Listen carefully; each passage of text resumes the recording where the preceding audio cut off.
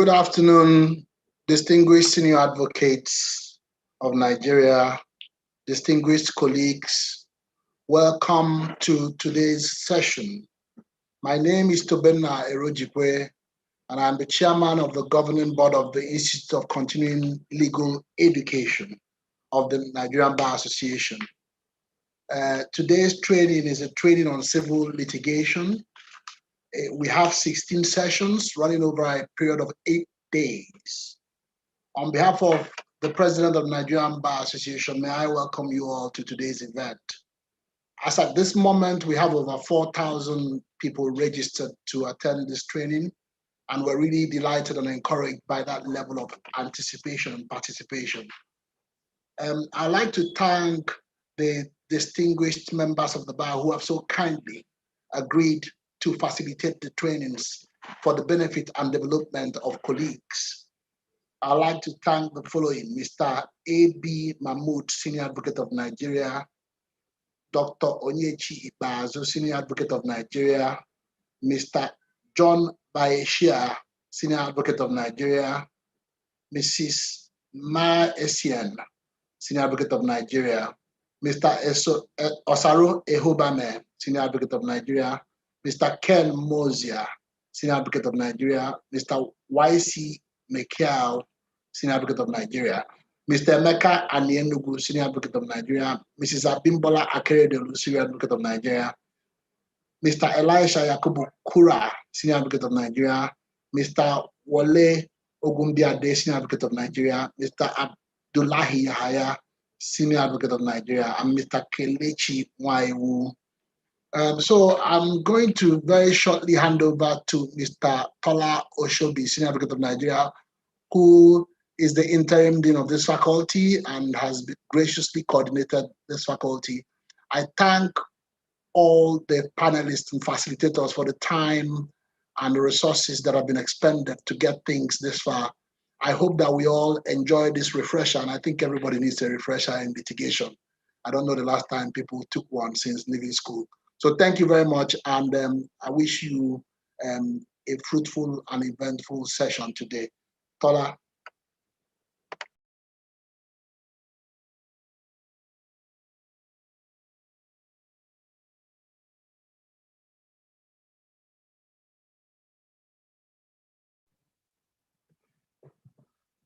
Okay, thank you very much, Tobenna. I once again welcome everyone to this training.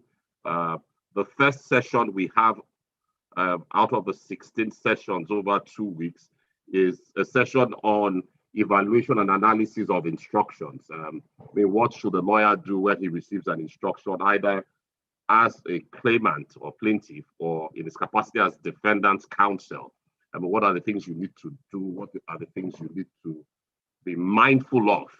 What steps you need to take? How do you go about ensuring that you put the best case together for your client and that you don't leave any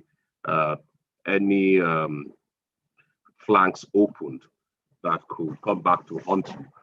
That's really what the first session is about. Our speaker for this session is our very eminent and highly respected Senior Advocate of Nigeria, Mrs. Bianaya Aja Essien.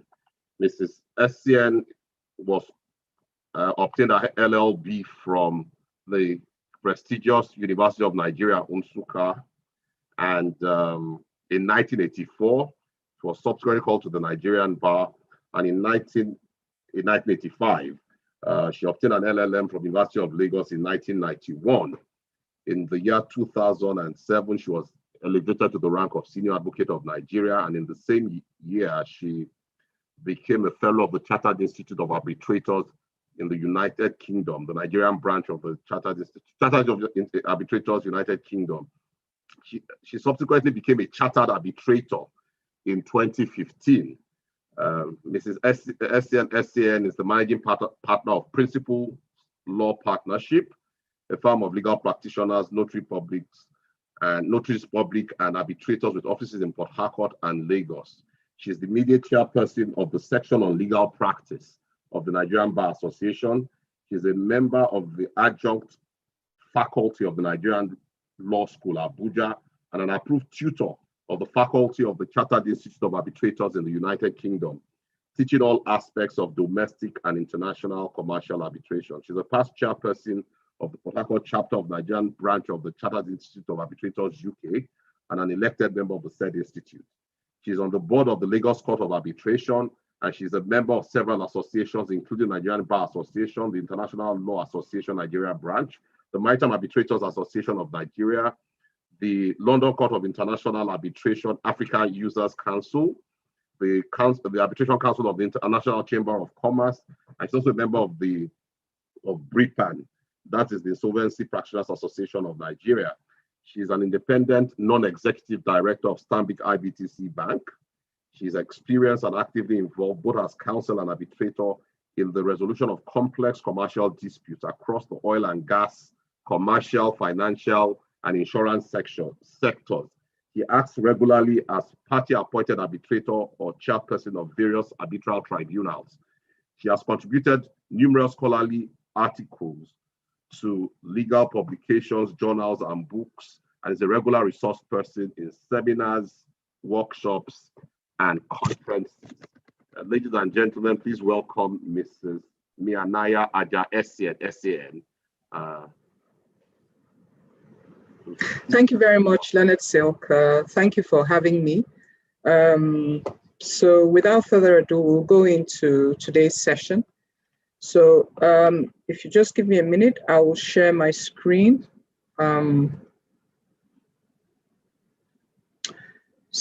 Leonard Silk, if at any time I go off and you can't hear me, maybe if you send me a message, I would know just in case there's something wrong with my network. But if I do feel there are any challenges, I'll just take off the video and then you'll just hear the audio. So if the video goes, not to worry, I'll just be there, but I'm trying to manage the bandwidth. Leonard Silk, is that okay? That's fine, noted. That's very well okay. Noted. All right then. So today we're going to be talking about preliminaries, what you do before you get into filing an action in court. 1 minute, please.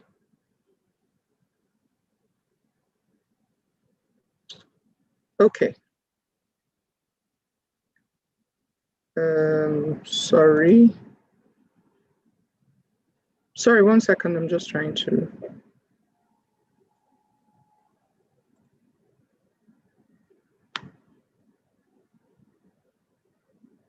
I'm trying to get a full page.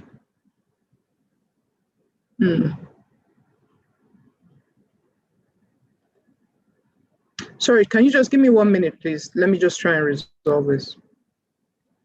That's fine.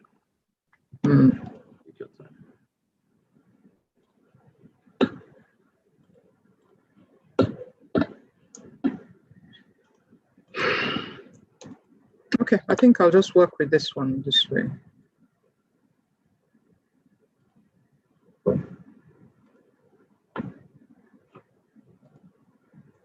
So we'll be talking about, we'll do an evaluation and an analysis of legal instructions.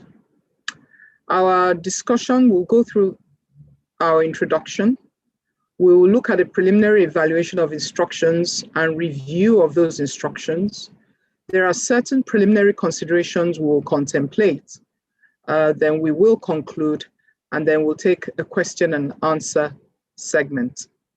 Now, before we go into what clarity we seek from clients, we'll start off by saying that in this workshop, we're going to be dealing with questions.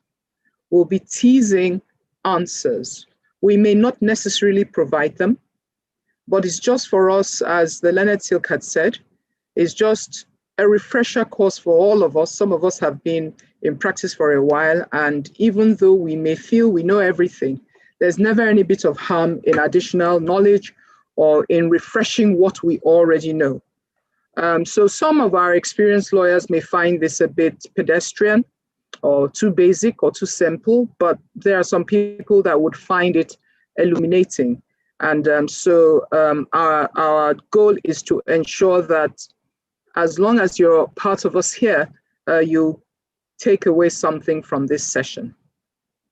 So I start with your introduction to your client. So the gentleman walks in, for instance. Before you can even start briefing him, you need to be sure, I would presume that you had some previous information about him or her or the company, as the case may be. And you would need to do a conflict check. It's very important to do a conflict check before the client starts sharing information with you. Because if you are conflicted, you would find that you wouldn't be in a position to take on that instruction. Another consideration now is, how did you meet the client? How is your instruction getting to you?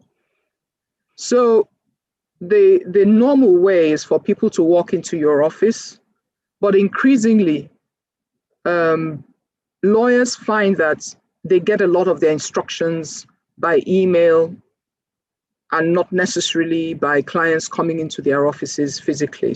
So emails, telephone conversations, that is increasingly the mode of engagement of counsel. Now, whatever the mode is, it's imperative that you remember the rules of professional conduct and you remember your task. Your task is to listen to the client. Let the client talk. Your task is to do an analysis of the case he's going to present to you at the appropriate time. Is it the type of case you do? If it is not, the rules of professional conduct mandate you not to do that job if you cannot, they brief, I beg your pardon, if you can't handle it properly. So what do you do in such a case? You can send the person to another lawyer. You're not obliged to take on the instruction just because you need to take on the instruction. You're duty bound to ensure that you provide proper and professional legal services to your client. And in doing so, it's important for you to extract the right amount of information from the client. And so how do you do this? It's better when you ask the question, a direct question that the client can answer. How can I help you? What can I do for you? Let the person tell you what the problem is. Do not interject except to seek clarity when necessary. And you must identify the client's goals, and that should guide you in your preparations, and that will guide you in interviewing the client. Bearing in mind that the client is to provide the narrative, it is his case, and therefore open-ended questions are more apt. Now, another issue could be, how familiar is the client with the legal system and its processes? You may find that if the person isn't familiar with the legal system, he may be a bit nervous, won't know what to say. So if you know that the person has had relatively no experience with the court process and how it works, you may find that you may have to do a bit more, provide a bit more information as to how the system works, and talk the person through the case. Again, bearing in mind what you want to extract, what the client wants to extract from the entire process. Now, with those introductory notes, I will now share a scenario which I think has already been shared to participants. Tola, has this been shared? Leonard Silk? Yes, it has. I hope everyone has been able to, we've shared it on the multiple platforms of the NBA, I hope everyone has received it, but it has been shared, yes. Okay, so for the purposes of our discussion this afternoon, I will just briefly go through this scenario. Now, the scenario is going to give us some of the issues that may arise. It's not exhaustive. It's just as a guide for the purposes of this particular discussion we're having. And so our scenario reads as follows. Mr. Daniel works with the EFCC. He had been based in Lagos, but was recently transferred to Abuja. His family remained in Lagos. Mr. Daniel was yet to send for his car and his driver to Abuja, and so used a pool car when in Abuja, pending when he would send for his car and the driver. Mr. Juju is Mr. Daniel's driver and is a contract driver with the EFCC. He was sent by Mrs. Daniel on the 12th of February 2020, Mrs. Daniel being his boss's wife, to collect her clothes from the dry cleaners. Now, his boss normally has assigned to him 2 mobile policemen who were also in the vehicle, a Toyota Corolla, when the driver went to collect the clothes. On their way to collect the clothes, they met traffic along Admiralty Way in Lekki, and it wasn't moving. The mobile policeman, with the car's sirens blaring, jumped down from the vehicle to try and clear a path for the vehicle to pass. It appeared that Mr. Solo Johnson's car was the source of the bottleneck, as it had stopped at a junction. Mr. Solo Johnson had a passenger, Mr. Mike. When confronted by Mr. Juju and the policeman, Mr. Solo Johnson tried to explain that his car had broken down, but they did not listen. A fight ensued, I beg your pardon for that typographical error, and in the course of that, one of the policemen and Mr. Juju hit him on the head and in the chest, and he collapsed. He had actually just been released by the isolation center as he had just had a bad bout of COVID. Bystanders were able to rush him to the nearest hospital, Debate Hospital, which is a top hospital, and the medical personnel admitted him in the hospital, and he was scheduled for emergency surgery. However, he was still unconscious. Although the standard terms and conditions for admission into the hospital has an arbitration clause, as the hospital is particular about its public image, as all hospitals should. Mr. Mike, the passenger in the vehicle, was on the way to a job interview. As a result of the delay, he could not attend the interview and did not get the job. In the same hospital, there was also another Mr. Steve Johnson, who was scheduled for surgery. I beg your pardon, there was a Mr. Steve Johnson, who was scheduled for surgery to remove a diseased kidney. The visiting consultant, Dr. Okereke, arrived at the hospital and reminded Mr. Kunle, the medical personnel on duty that he met on arrival, that he was there for surgery on Mr. Steve Johnson. Mr. Kunle then asked Mr. Corey to ensure the patient, Mr. Steve Johnson, was prepped for surgery. However, when Mr. Kunle was talking to Mr. Corey was not paying attention as he was watching a TikTok video, and then proceeded to bring out Mr. Solo Johnson instead of Mr. Steve Johnson, and his tag was marked S. Johnson. Dr. Okereke performed the surgery and removed one of Mr. Solo Johnson's kidneys. One of Mr. Solo Johnson's kidneys was affected by the effects of the COVID he had suffered. Dr. Okereke took out the good kidney. It was after he concluded the surgery that the medical personnel rushed in to draw his attention to the fact that he had operated on the wrong S. Johnson.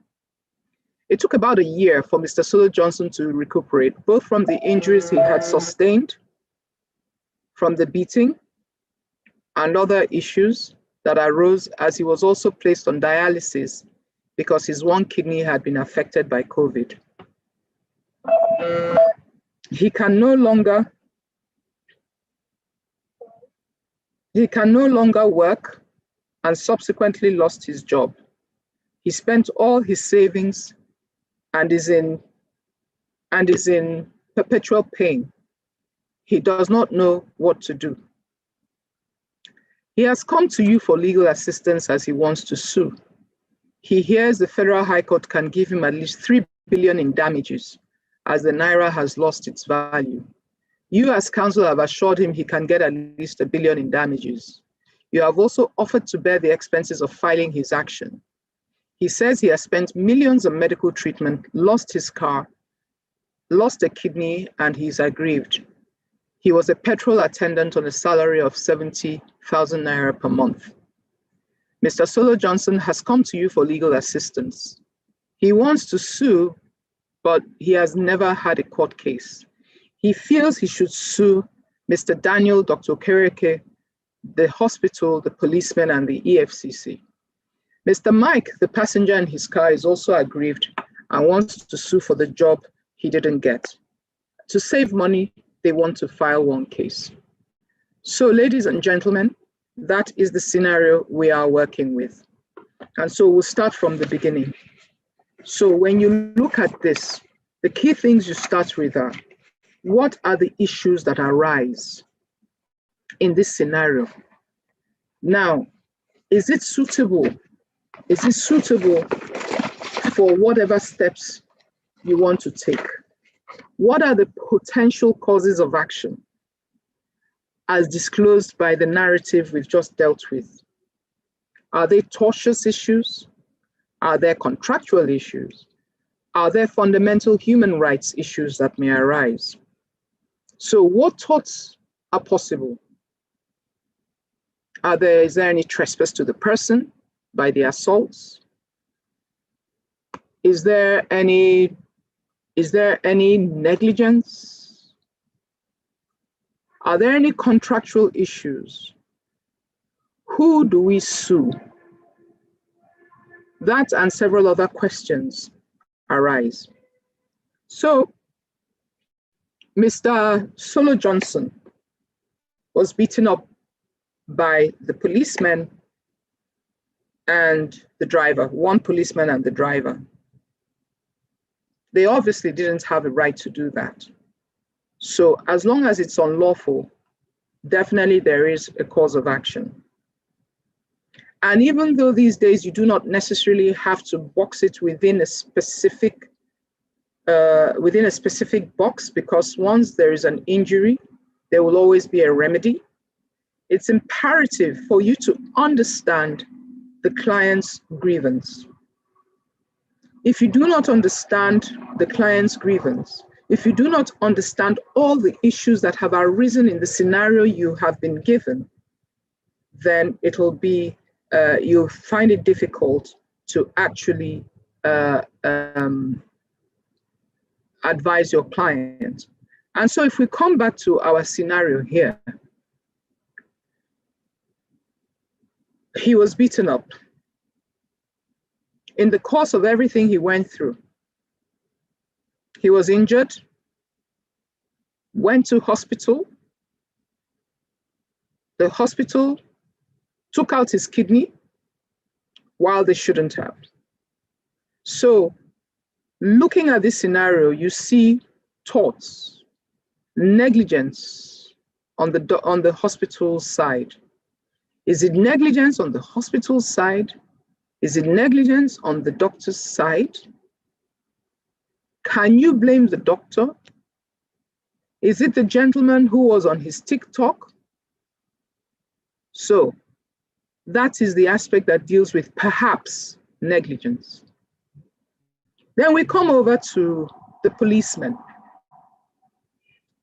Traffic issues. Are they traffic wardens? What they were doing, are they allowed to do that by law? Mr. Daniel's driver, Mr. Juju, is a contract driver with EFCC. So, questions. Is EFCC, can you sue EFCC for what Mr. Juju did? Is EFCC vicariously liable for what Mr. Juju did? He has a contract. So in a circumstance, in a circumstance such as this, whatever contract Mr. Juju has with the FCC would become material. Does Mr. Juju's does Mr. Juju his duties do his duties include? Do his duties as a driver for the EFCC include collecting clothes for his boss's wife? If they do not, is there any liability? Who would be liable? So in answering these questions, Mr. Solo Johnson has come to you now and says, I want to sue. So as a plaintiff, these are all the questions you find you would have to ask yourself. What constitutes the cause of action? And even if you're retained as defendant, you would then have to isolate what the cause of action is and why your client is being sued. And so if we come back to this scenario, Mr. Solo Johnson wants to basically sue everybody. Mr. Mike, the passenger in Mr. Solo's car, also wants to sue. What cause of action does he have? Who does he have that action against? It's also noted in our scenario that they want to file one case. If they were to file one case, would it be competent? Is it the type of action that two people could file? Do the issues that arise include breaches of fundamental rights? Is that the way you can seek redress? Are you limited if you go that route? Are you better off going by way of writ of summons? It is when you have isolated your cause of action that you would then be able to determine what the next step would be, which is how would you carry out your client's instructions. And so, for instance, if you were to deal with trespass to the person, you would have to establish that all the elements exist. If you're dealing with negligence, you would have to establish that all the elements of negligence exist in the scenario we are dealing with. And the best way, when you have taken on an instruction of this manner, the best way to do it is to go into your library, whether virtual, electronic, or physical. Look for decided Supreme Court cases on such matters. Using the set out established principles, identify whether the scenarios you have fall within the decided cases. Now, if they do, the courts would have told you what you need to prove, what you need to both plead and prove to succeed as a plaintiff. If any of those elements are missing, it would not be advisable to sue.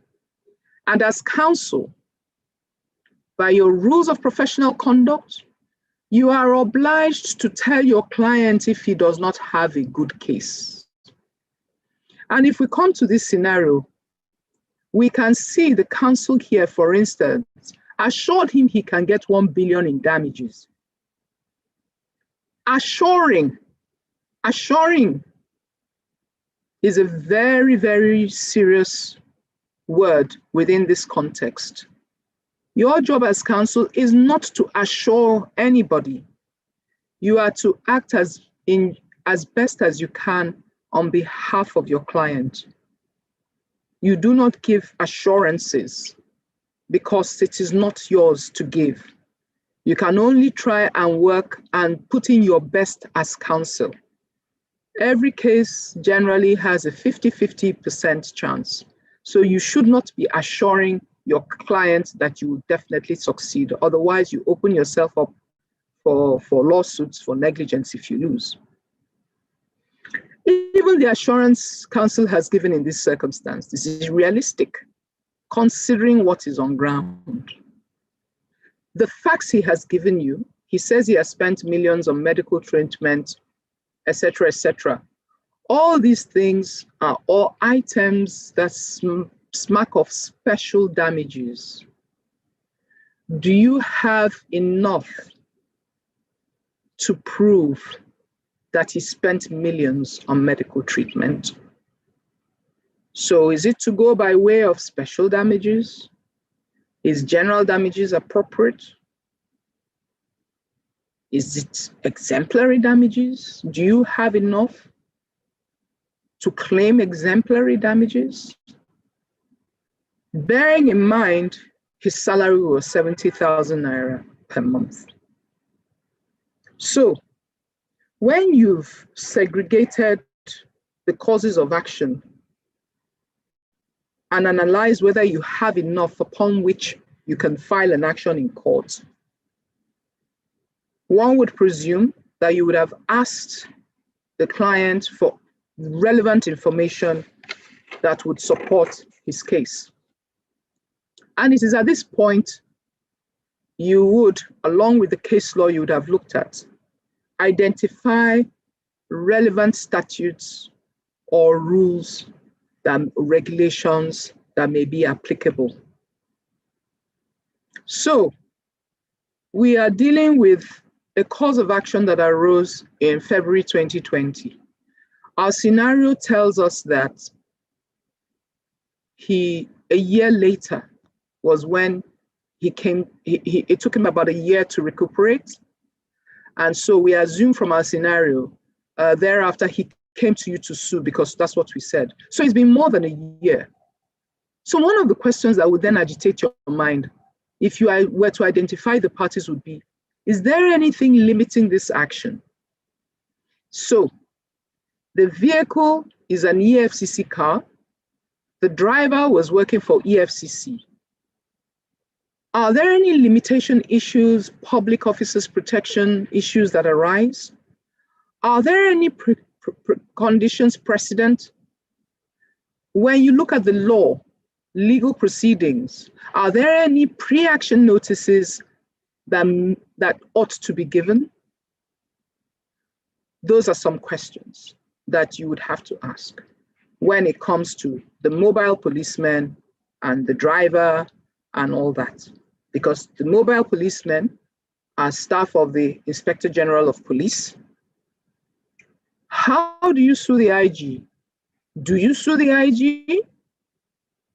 Is the IG vicariously liable for what his officers have done? Were his officers acting for him? Were they acting for EFCC? These are all different questions that would arise. And so, are there any contractual conditions or conditions precedents that may arise? I note that down here in our scenario, the hospital says that they generally they prefer. Sorry, 1 minute. Just 1 minute. I'm just trying to find. There's something we said.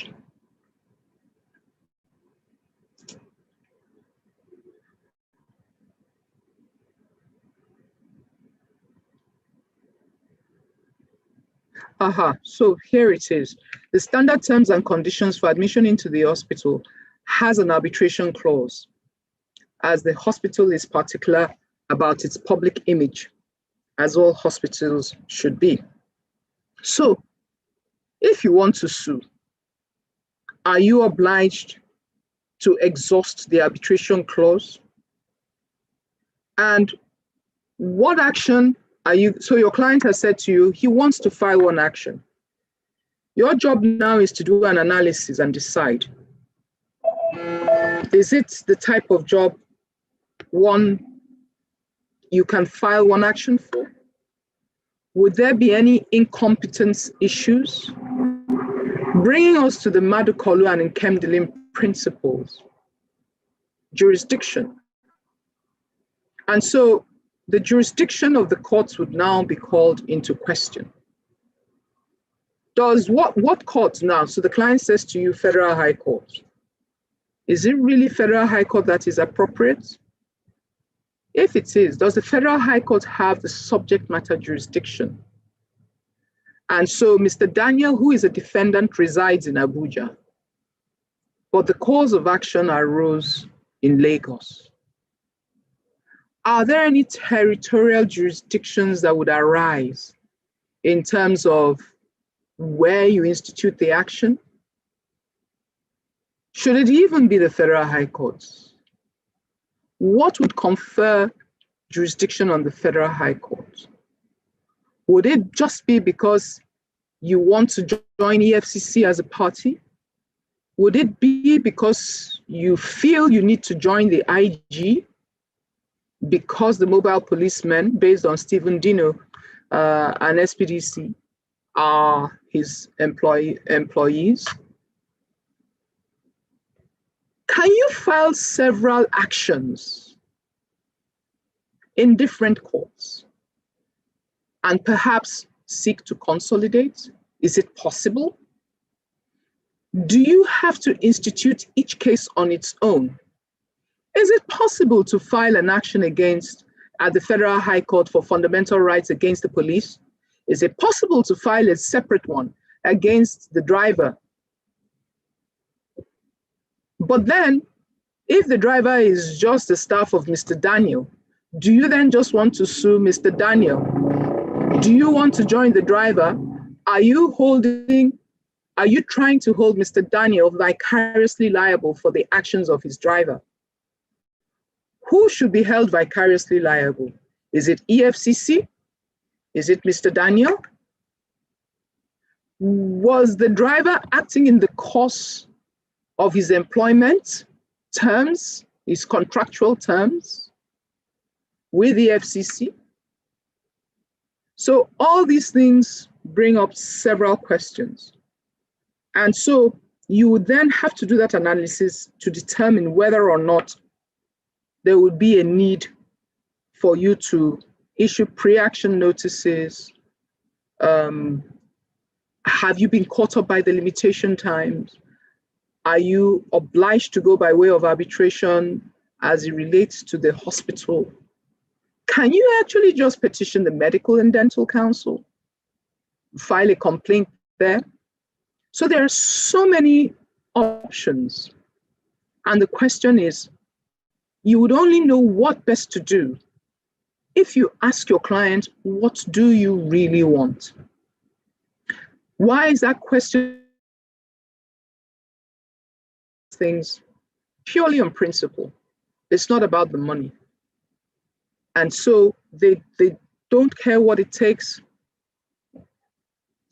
They have a principle and they insist on ensuring that their rights are protected.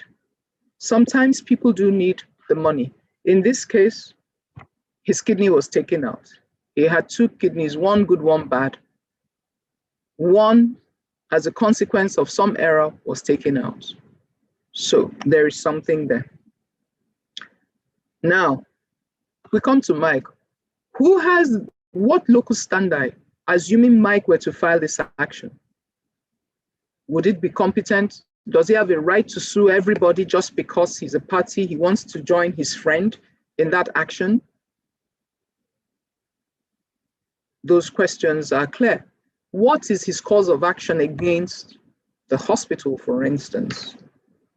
Does he have one against the policeman? Now, his grievance is that he couldn't get to his interview position.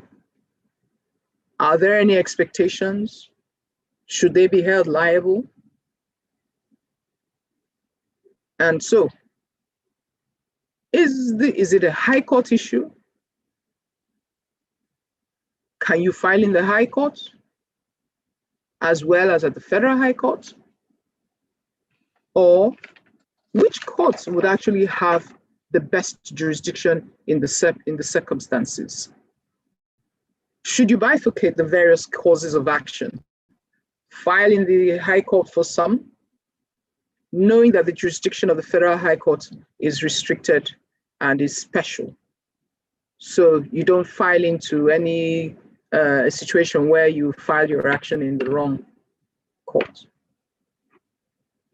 Does the Public Officers Protection Act apply? In what circumstances would it apply? If it does apply, and it's 3 months, are you really out of time? What remedies does your client now have? Now, if you do this analysis, you would still need to come to it and try to do an initial evaluation of the evidence your client is going to give you. And if for all this is just his ipsy-dixy, it doesn't mean he can't succeed. It just means he could have a higher bar to meet. Insofar as the issue of damages are, of course, there are principles.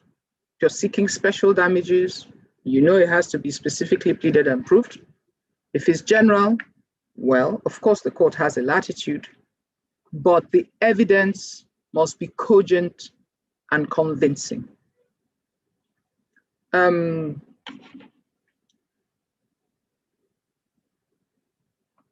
so at this point, after having done your initial evaluation, you would have come to the conclusion as to whether, for instance, Mr. Mike, who said he lost his job, whether he has any right to file an action. So his own claim may be more limited in scope than the others. Would he succeed? Well, one can never say. It depends on how well your case is positioned. But then I'm not so sure it would make sense in these circumstances for Mr. Mike and Mr. Johnson to file one action, because the principles of law are clear. In what circumstances do parties file one action for tort? They must have a common interest. In this scenario, is there any such common interest disclosed? I'm not so sure that may be, but perhaps our participants may see some common interest. So if we go with what we have here, one could perhaps feel that Mr. Mike ought to file his action on his own. Now, coming to Mr. Johnson, Mr. Solo Johnson, clearly there should be a possibility for him to file at least 2 actions to be on the safe side. Perhaps the participants will tell us. Tola, Leonard Silk, I know we were not able to set up any poll, but I wish we had had the time to set up a poll. It would have been interesting to see what a poll would throw up in terms of what the possibilities would be. Oh, yeah. We'll probably try to do that. and that's very good. That would have been very interesting indeed. Yeah, it would have been nice. Unfortunately, time and everything. But it would have been interesting to know how many possibilities our participants would have seen. And so I think that, Leonard Silk, how much time have I taken up? I'm not so sure.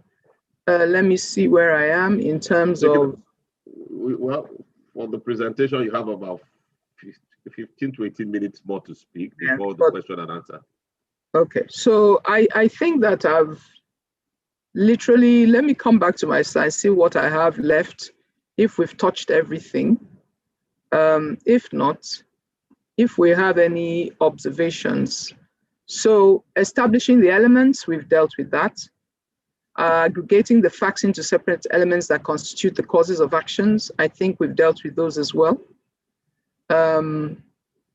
So in terms of the tort, we've taken a look at what could have arisen: trespass to the person, perhaps negligence, and some other things. And we don't even, like we said, we don't even have to give them a name. So long as there's an injury, there will be a remedy for it. Isolate the elements. And the only way in knowing if all the elements exist is if you go into the case law. Case law, not necessarily textbooks. Case law first. If it's an area that's recondite, yes, textbooks, reference material, but you can never go wrong with the Supreme Court decisions. In the absence of Supreme Court decisions, Court of Appeal decisions, because they always take the time to tell you what you must prove, either as a plaintiff or as a defendant. And so for defendants, of course, your task is to look at it and see where you can punch holes. Why are you being sued? Is there any reasonable cause of action against you? So like the scenario we're dealing with, Mike decides to sue the policeman or to sue Mr. Daniels. Does he have a reasonable cause of action? Who knows? Have they gone to the Federal High Court? Why are they going to the Federal High Court? Does the Federal High Court have jurisdiction? If it doesn't have jurisdiction, what do you do? For the hospital, there's an arbitration clause. Has the plaintiff taken the necessary steps in line with the dispute resolution clause before approaching the courts? If he hasn't done that, then of course, as a defendant, there are preliminary steps you can take, which Mrs. Akeredolu, SAN, is going to deal with in the next few minutes. Are there any general or particular statutory or contractual periods of limitation? So when you look at the enabling statutes of the entities, that's when you would know whether pre-action notice ought to have been given. Should it have been filed within 3 months? Is 1 year is the limitation period 1 year? Is it 5 years in accordance with the limitation law? Is it 6 years? It just depends on which way you're coming from and how you decide to institute that action. And it's very important because the defendant's job is easier because it is the plaintiff that would lose if he does not prove his case. The onus lies on the plaintiff to prove his case. The defendant's task is the case falls on the plaintiff's case, not on the defendant's defense. And so you need to be sure as plaintiff that you've covered all your bases. Have you complied with pre-action protocols, practice directions? And so when we talk about practice directions, for instance, when it comes to arbitration, in most of the states, I know that there are practice directions, the Federal High Court as well, where you're obliged, once there's an arbitration clause, you must take that step before filing any action in court. Other preliminary considerations: who has the local standard? Who are the necessary parties? In the scenario we dealt with, is Mr. Daniel, who is in Abuja, a necessary party just because Mr. Juju is his driver? Mr. Juju is actually the EFCC driver. What about Mr. Daniel's wife, who sent him to go and get the clothes? Is she a necessary party? So that is for the first bit. Now, the second bit, would you then say that in the action against the hospital, that Mr. Daniel also is a necessary party, because if his driver didn't do what he did, he wouldn't have been injured, he wouldn't have gone to hospital, he wouldn't have had his kidney removed? Those are questions. What court in the circumstance has a jurisdiction? We touched on that earlier on. Is this within the subject matter jurisdiction of the Federal High Court, or is it within the wider jurisdiction of the High Court of the state or the Federal Capital Territory, as the case may be? Where do you want to institute this action? Would it be in Lagos, where the cause of action arose, or would it be in Abuja, where Mr. Daniels lives, where EFCC has its head office, where the IG is located, assuming you feel they are necessary parties? They may not necessarily be necessary parties. Consider whether different courts have jurisdiction over different aspects and or causes of action in the case and how to deal with them. I mean, from this basic scenario, there is no doubt that primarily this should be a high court matter. But then, as regards fundamental human rights, both the High Court and the Federal High Court have jurisdiction. But then, where the parties are involved, what's the position of the law? Does it matter? So those are things you would have to research and come back to the settled appellate court decisions as to where you would file such an action, assuming you want to say that his fundamental rights have been infringed. Now, the fundamental rights procedural rules. Hello? There's no limitation of action. But has that it really been tested? Has that point really been tested vis-a-vis the position of there being statutes of limitation against the rules of the fundamental rights rules? So have you complied with any requirements for issuance and service of originating processes? So this is another thing that will arise. Mrs. Akeredolu, I think, is part of what she's going to talk about. But by the time you're filing your action, you need to be sure that in terms of service, you have the correct names, you have the correct addresses, where leave is required, leave is sought and obtained, where you can't sue, where you can't serve personally, substituted is sought where necessary, and there must be strict compliance. In the absence of strict compliance, you may find your action would be incompetent.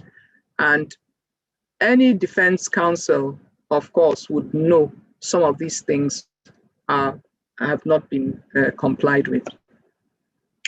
So like we said, look at the critically appraise the facts and identify the legal issues that arise as the case may throw up. And we've identified a couple so far in our discourse. Review the case law and statutory laws that affect the issues that arise in the matter. And so to conclude, it's important for a lawyer to develop a thorough methodical and scientific approach to evaluating and analyzing a client's instruction. A lawyer must pay intense attention to every detail, otherwise he might overlook a key element that is material to the case, which could be decisive. And the only way to avoid falling into that trap is by ensuring you look at settled case law on such matters. Where is recondite, of course, that's a different thing. But even where it's recondite, you'll find that there would have been decisions on similar things. And by the time, and that's what law is, and that's the lovely thing about the law, by the time you add this point, add this point, add this point, you are putting forward those arguments. We tend to forget that cases like Madukolu and Kemdulin started at the High Court, and they were recondite points. USC and Pamote, all those cases, Nala Mokoli, they all started somewhere, and those are cases we just cite. But somebody had to sit down and put together those arguments. Oftentimes, the case is also won and lost at the preliminary stages. What could make your case be struck out at a preliminary stage? You file an action, the parts, there's no locus, you don't have the locus standi, you file in the wrong court, the court doesn't have the subject matter jurisdiction. And even though the Supreme Court has said in a decided case that, you know, if you file in the wrong court, the time does not count within that period, it's arguable whether that would apply in all cases. Because if, for instance, you file an action that was void ab initio, it's arguable as to whether there was anything that could be saved. So those are some of the things you need to bear in mind. You also need to remember your rules of professional conduct, what you're allowed to do. Champathy is unlawful. So you file an action, you're to share money, those things are still unlawful. And it's important you know your boundaries as a lawyer. As a lawyer, you can only do your professional best. You are not supposed to be promising. You cannot promise because you are not the court. So your job is to put forward a very good case. And one of the ways of putting forward a very good case is knowing your client, what your client wants, understanding your client's case, and being able to present everything your client wants in a fashion that will stand the test of challenges that are posed against it in court. And on that note, Leonard SAN, I think I would say thank you for listening, and I will stop sharing.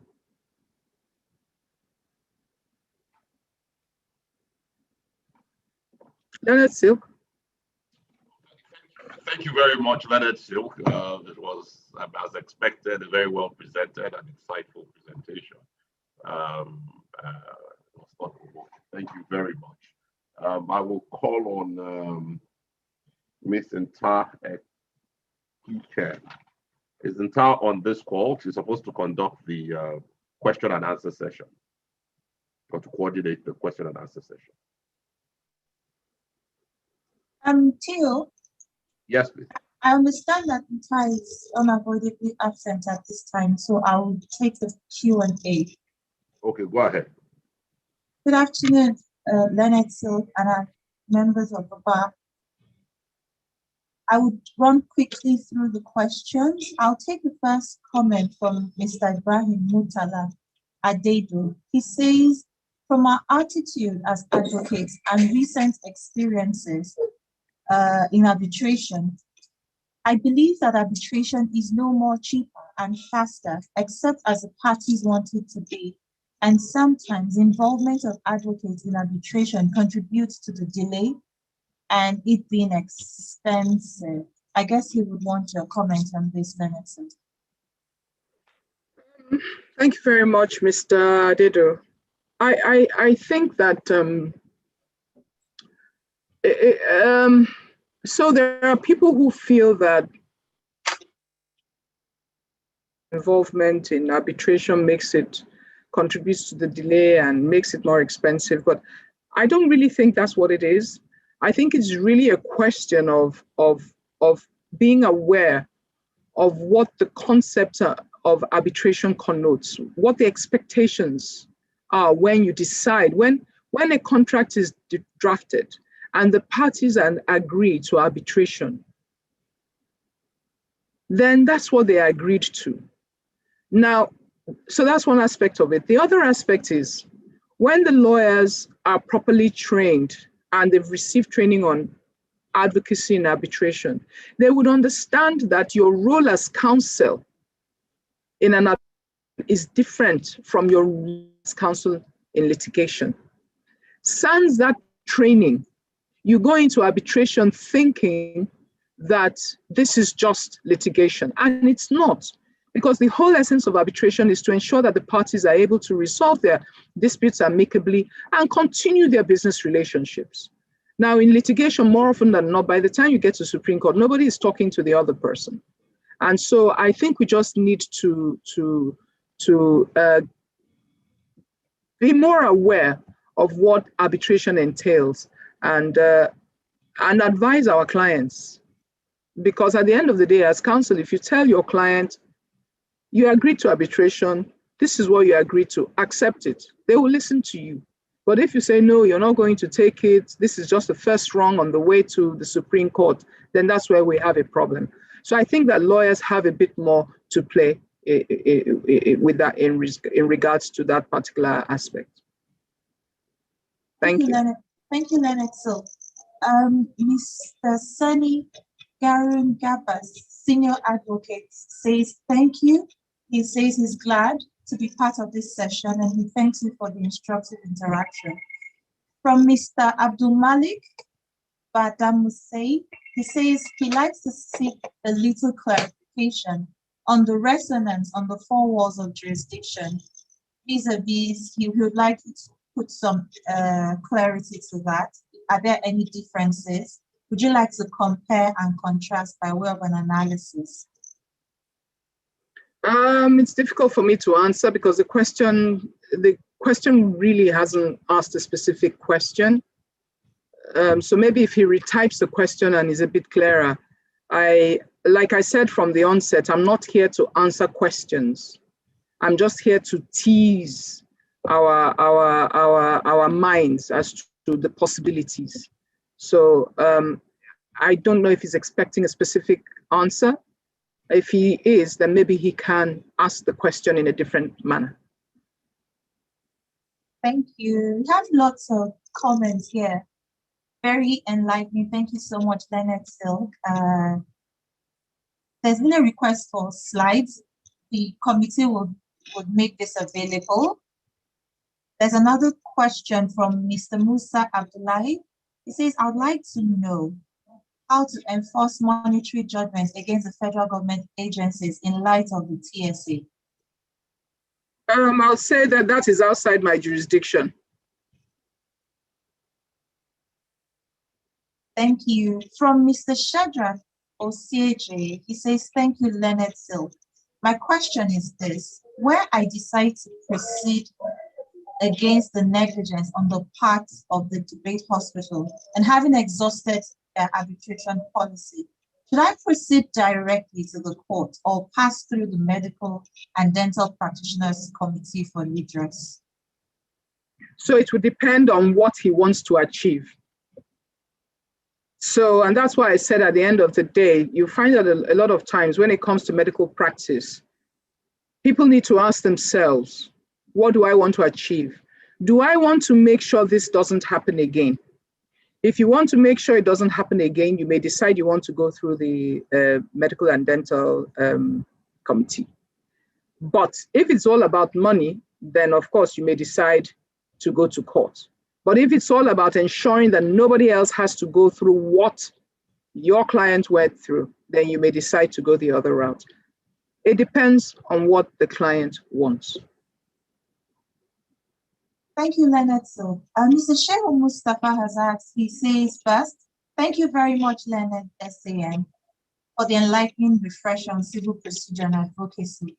Please, in view of the principle against splitting a cause of action, what do you think of an argument that where there are multiple causes of action arising from the same set of facts or circumstances, only one suit should be filed in court with jurisdiction to hear the principal or predominant cause of action? I mean, if that's the principle, that is the principle, and I don't have any views. Suffice it to say that from the scenario which we dealt with, what we tried to do was to tease various aspects of what could arise. And so we're not dealing with whether in this circumstance, Mr. Solo Johnson should just go to the Federal High Court, for instance, or just go to the High Court and sue Mr. Daniel. We did not answer the question. Thank you.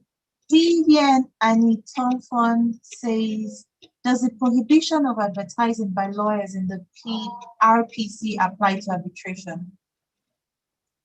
I think as a lawyer, you are a lawyer. And so the rules of professional conduct will apply to you. As long as you are acting as a lawyer, they will apply to you. Thank you. Ibibia Terminal Minichi says, how does it take to give clients a feedback on whether his or her case is advocatable? I guess he's trying to find out how. Well,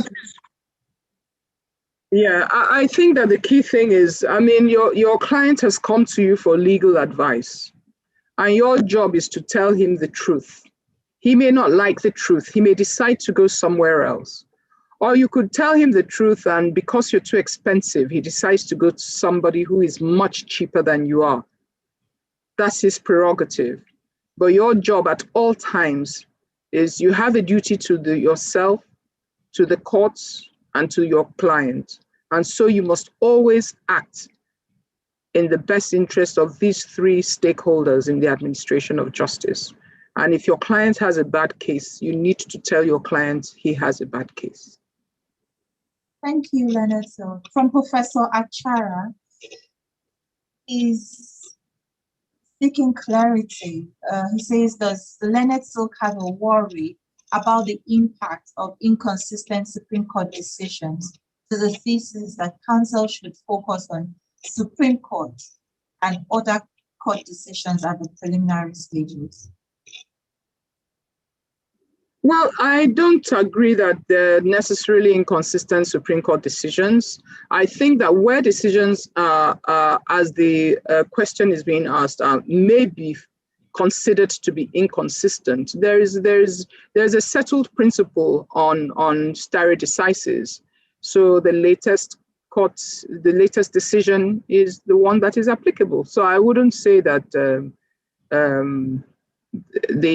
any perceived inconsistent Supreme Court decisions would affect you. Your job is to go with whatever is the latest decision on it, because the Supreme Court, for instance, cannot overrule itself in the absence of an application being brought for it to consider its previous position. So the latest decision is what other courts are bound by. Thank you. On the issue of a hospital, can it be said that a person who was unconscious at the time of the admission is bound by the terms of the arbitration clause? And so, like I said from the onset, this scenario teased a lot of things. Can somebody who is unconscious be bound by an arbitration agreement? So that's the point. So under what circumstances was he admitted? How did that process take place? So those are some of the things you as counsel would have to extract from your client. Thank you. There are lots of comments, applause for you here. Says very apt and brilliant program. Thank you, Leonard Silk. Ikechukwu Eke says, from the scenario we're working on, can counsel guide the thought of Mr. Solo Johnson and Mr. Mike from the scenario we're working on? Can counsel guide the thought of Mr. Solo Johnson and Mr. Mike? Well, I'm not quite sure I really understand the question, but if it's in terms of, can you provide guidance in terms of strategy of how to handle their matter, that's why they have come to you for advice. So your job is to ensure that you've done a proper analysis of everything that arises, and then tell them that these are your thoughts on how to proceed. But insofar as you're talking about guiding the thoughts, it's difficult for a person to guide another person's thoughts. But if your advice has been sought, yes, you can provide advice. Thank you, Leonard. So Dr. Raphael says, in light of the facts of this scenario, given the cost implications, does the Leonard Silk not consider that filing several claims in different courts may be counterproductive and expensive for clients? Is this a comment or a question? Sorry. It's a question. It's a question. A question by who? Sorry, if you don't mind. Okay, I've seen it. Dr. Raphael Christopher.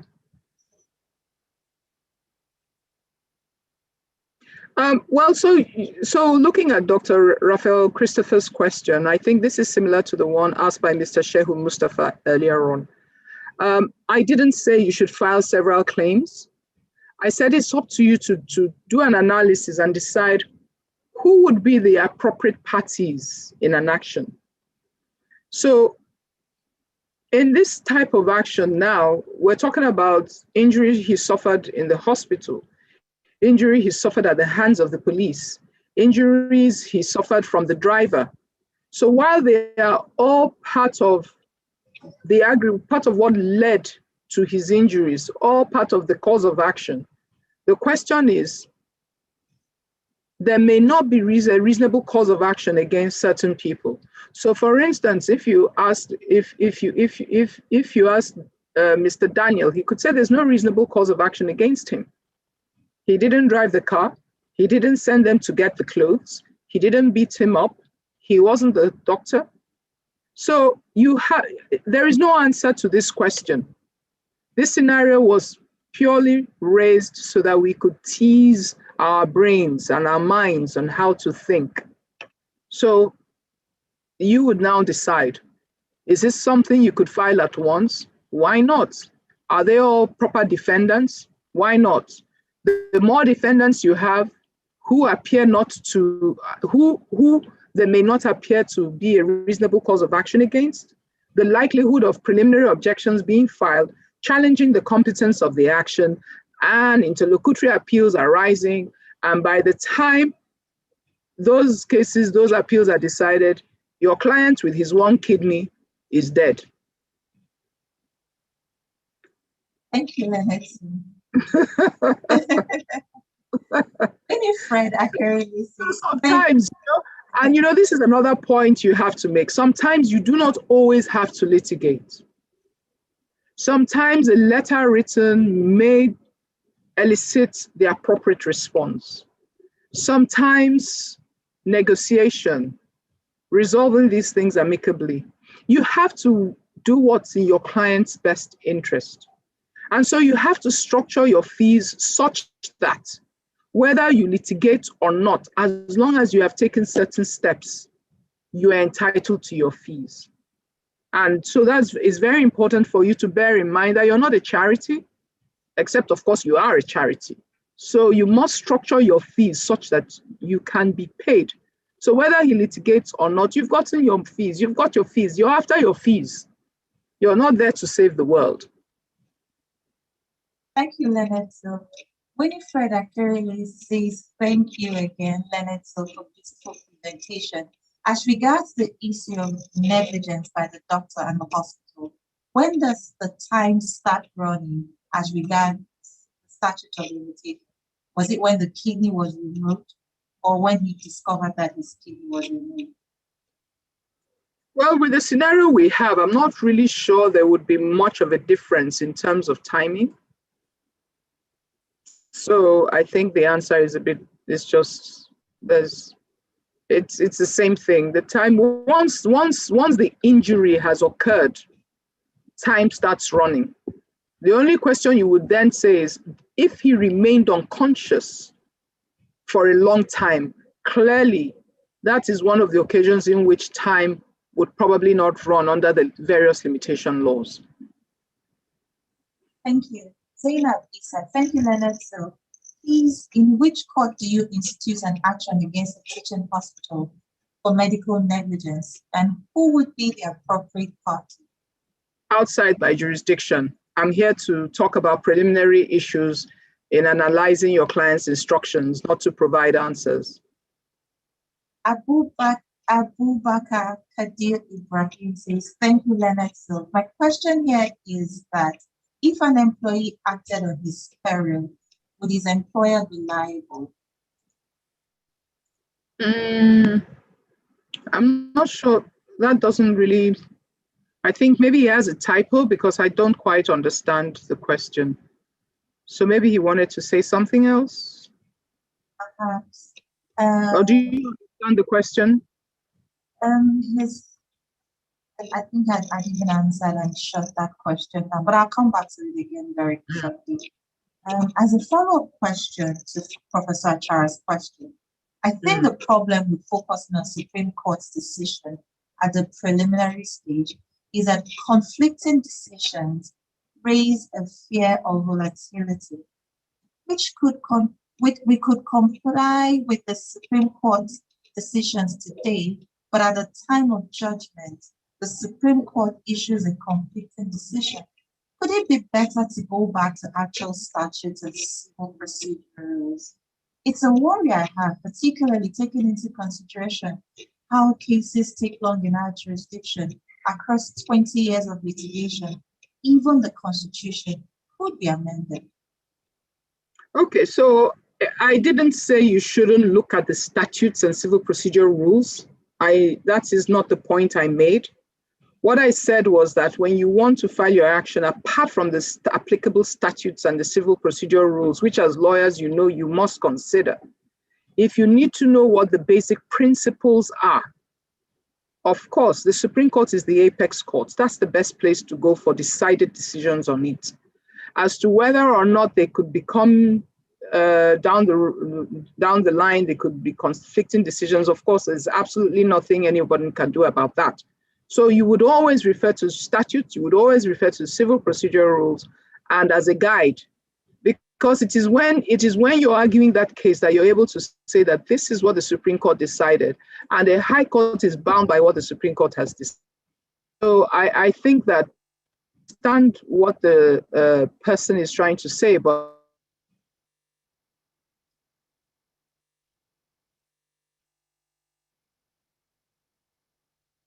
and that's the reason why we cite cases. Stare decisis is there, and you know, we cannot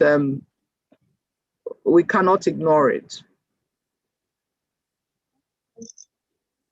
Let's assume this scenario is brought to you, Leonard Silk. What will be your practical approach in resolving the issue, client? This is from Oladipo. My practical, assuming the scenario is brought to me, I wouldn't go any further until he agrees on my fees. That's my practical approach. Thank you. From Nero, Originating. How can one approach an urgent matter vis-a-vis pre-action protocol? I'm not going to be answering these questions because that's not my task in this presentation. I'm not here to provide answers. We're here, again, like I keep saying, to tease the issues that arise from questions of this nature. Some of us may have forgotten that all these things arise, and that's why we have this workshop, just to refresh our memories. So this is not a way of answering questions, because I just teased all our minds, and I'm happy that it appears it worked. Thank you, Leonard. So Amaka Okora from she says, sorry, beg pardon. She says, thank you, Leonard Silk, for your brilliant presentation. Musa Abdullahi says, we appreciate the Leonard Silk. I hope you witness the Leonard Silk during the hearing of any matter. And then from Wikipedia, Kerry, she says, is the NBA thinking of bill to NAS for personal injury board to attend to cases like this instead of going to court? This is to avoid situations where the man with one kidney dies without obtaining justice. I guess this is just a comment. Just a comment. Yes. Oladipo Ibrahim says, considering the fact that your client agrees to your fees, what will be your approach, just as a way of guide to us junior lawyers, Leonard? I would have to look at the documents to come to a conclusion as to what I would do, and I haven't seen the documents. Very well, thank you. Funke Kolade says, at what stage do you bill your clients? Interesting. You bill your client from the time he walks into your office, because you do not want to take any steps without being paid. Very well, thank you. We have questions from the chat box. Thank you, Leonard. He says, thank you, Leonard. So I think I like the phrase, you're not here to save the world. And another says, thank you so much, Leonard, for blessing us with your wealth of knowledge.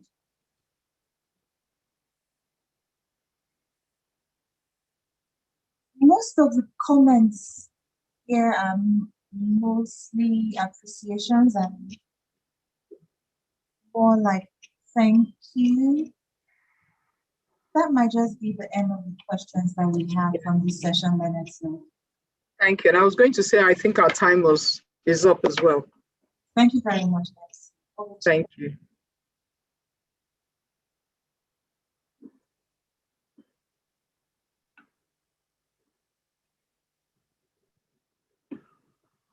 Okay, thank you very much, Leonard Silk. Tobena, thank you very much for the presentation again, and thank you for answering some of the questions. As Leonard I wish we had fees to pay you so that you would have answered some of the other questions, but we can't afford your fees. Thank you very very much Silk. for the sacrifice of your time, and thank you. I mean, we've started this on a very high note, and hopefully we would sustain that. Tobina, I think I'll hand over to you. Yes, thank you very much, Leonard Silk, for what I think was a brilliant and illuminating presentation.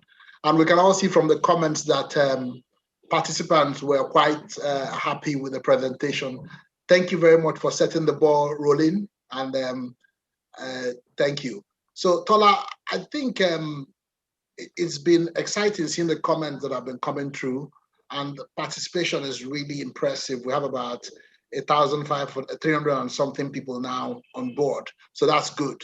I think it's time to now get on to the second session, and I'll be leaving you to introduce the next speaker. Thank you. Thank you very much, Obena. The next session deals with what the preparation. Okay, you've reviewed all the facts, and you've analyzed the cases. You analyzed the facts. You've looked at the law. You've looked at all the shortcomings of your case and the strengths and weaknesses of the case, either as claimant's counsel and defendant's counsel. And you now start. You need to start preparing the documents that you need.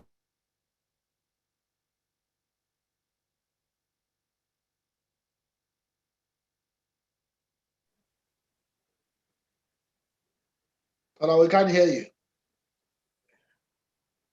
I was worried if it was me. To go through what rules of court apply and things like that. And we have another very eminent speaker to anchor this segment of the training. We have Mrs. Abimbola Akeredolu, SANFCI, fellow Charterist of Arbitrators. Ms. Abimbola Akeredolu is the partner in charge of litigation, arbitration, and ADR at the leading Nigerian law firm of Banwo and Igodalo. Prior to obtaining a law degree, Ms. Abimbola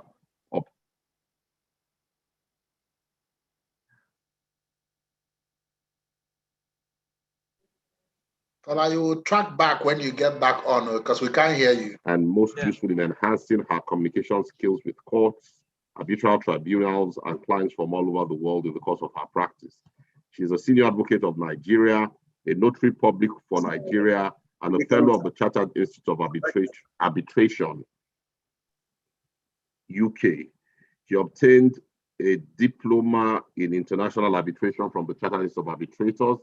She has over 30 years experience in the practice of commercial litigation, intellectual property litigation, tax litigation, labor litigation, industrial disputes, international and domestic commercial arbitration, building and construction industry arbitration, and arbitration in the oil and gas industry. She also has considerable experience in insolvency practice.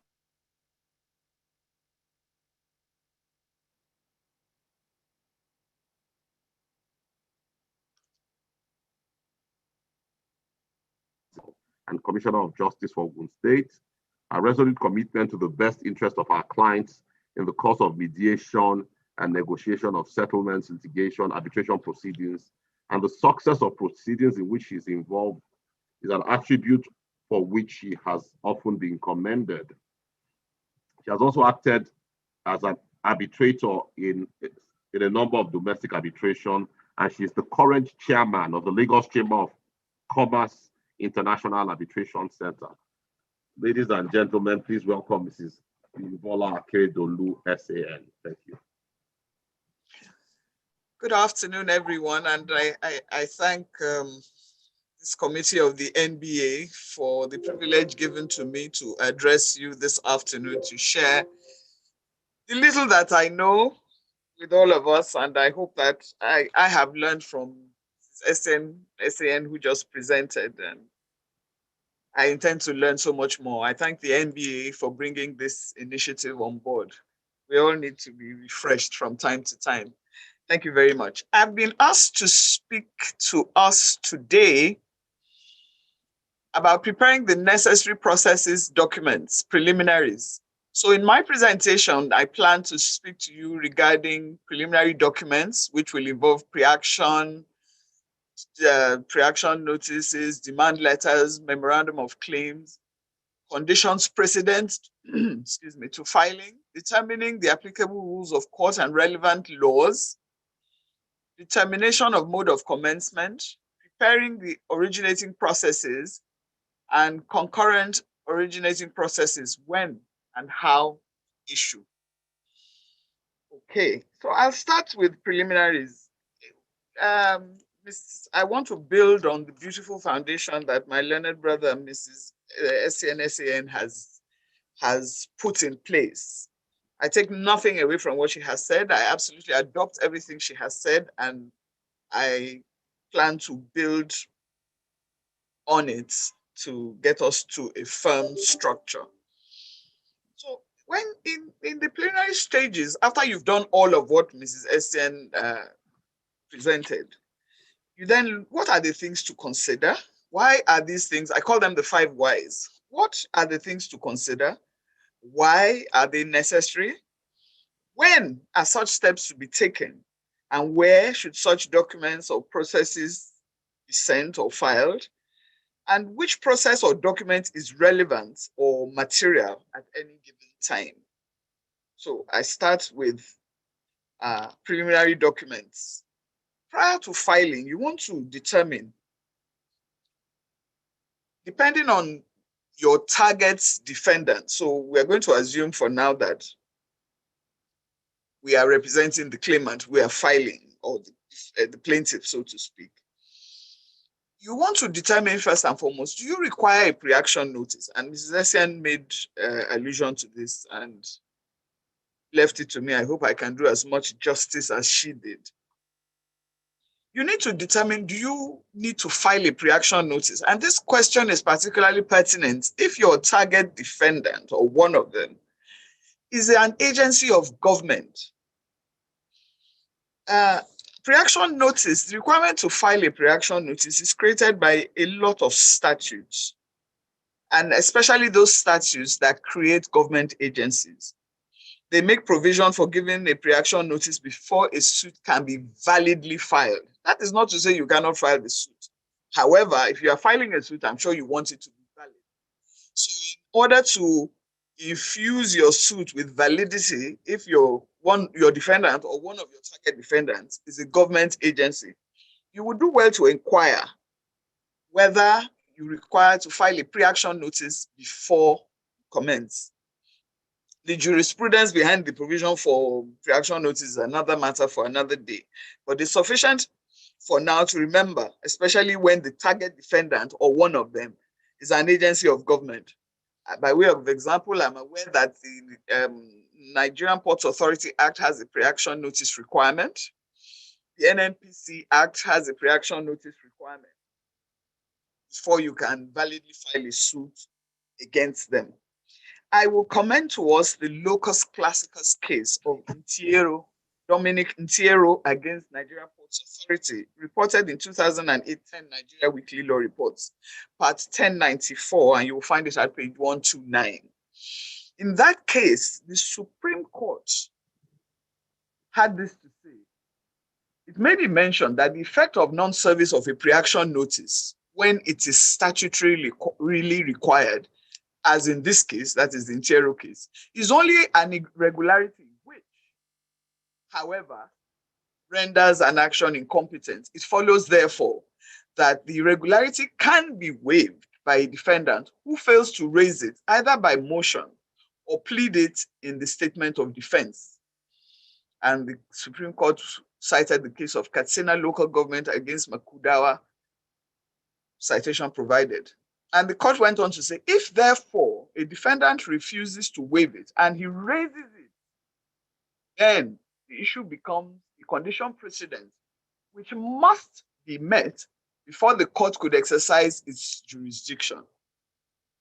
And this case went all the way to the Supreme Court, only to be sent down because Mr. Ntiero omitted, failed, or neglected to give the Nigerian Ports Authority a pre-action notice. So it's very critical, especially, let it be a red flag for you, whenever you are suing a government agency or one of your target defendants is a government agency, make ex abundantia cautela, out of an abundance of caution. Go and look at the enabling law of that organization to be sure that you will not be caught out by a pre-action notice requirement. I look in the EFCC law, happily they don't require a pre-action notice. I imagine if they did, we would all be in a lot of trouble.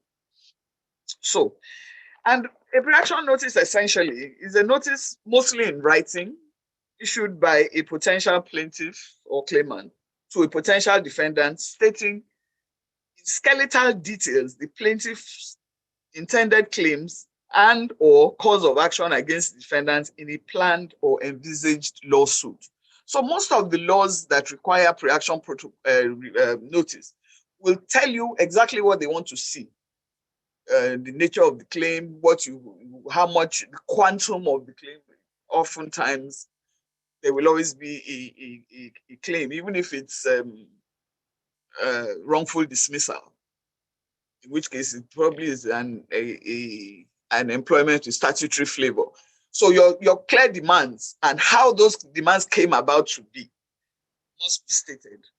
So the notice is intended to arouse the interest of the defendant to take steps towards pre-litigation settlements. That is the intention of the law. Whether it is observed is an entirely different matter. I'm sure if those of us who may have litigated and given pre-action protocol against these government agencies, I would, on a scale of 1 to 10, I wonder how many will come back to you when you issue the pre-action notice to say, okay, what is it? Let's talk. Very rarely, in my experience. I don't know if anybody has a better experience.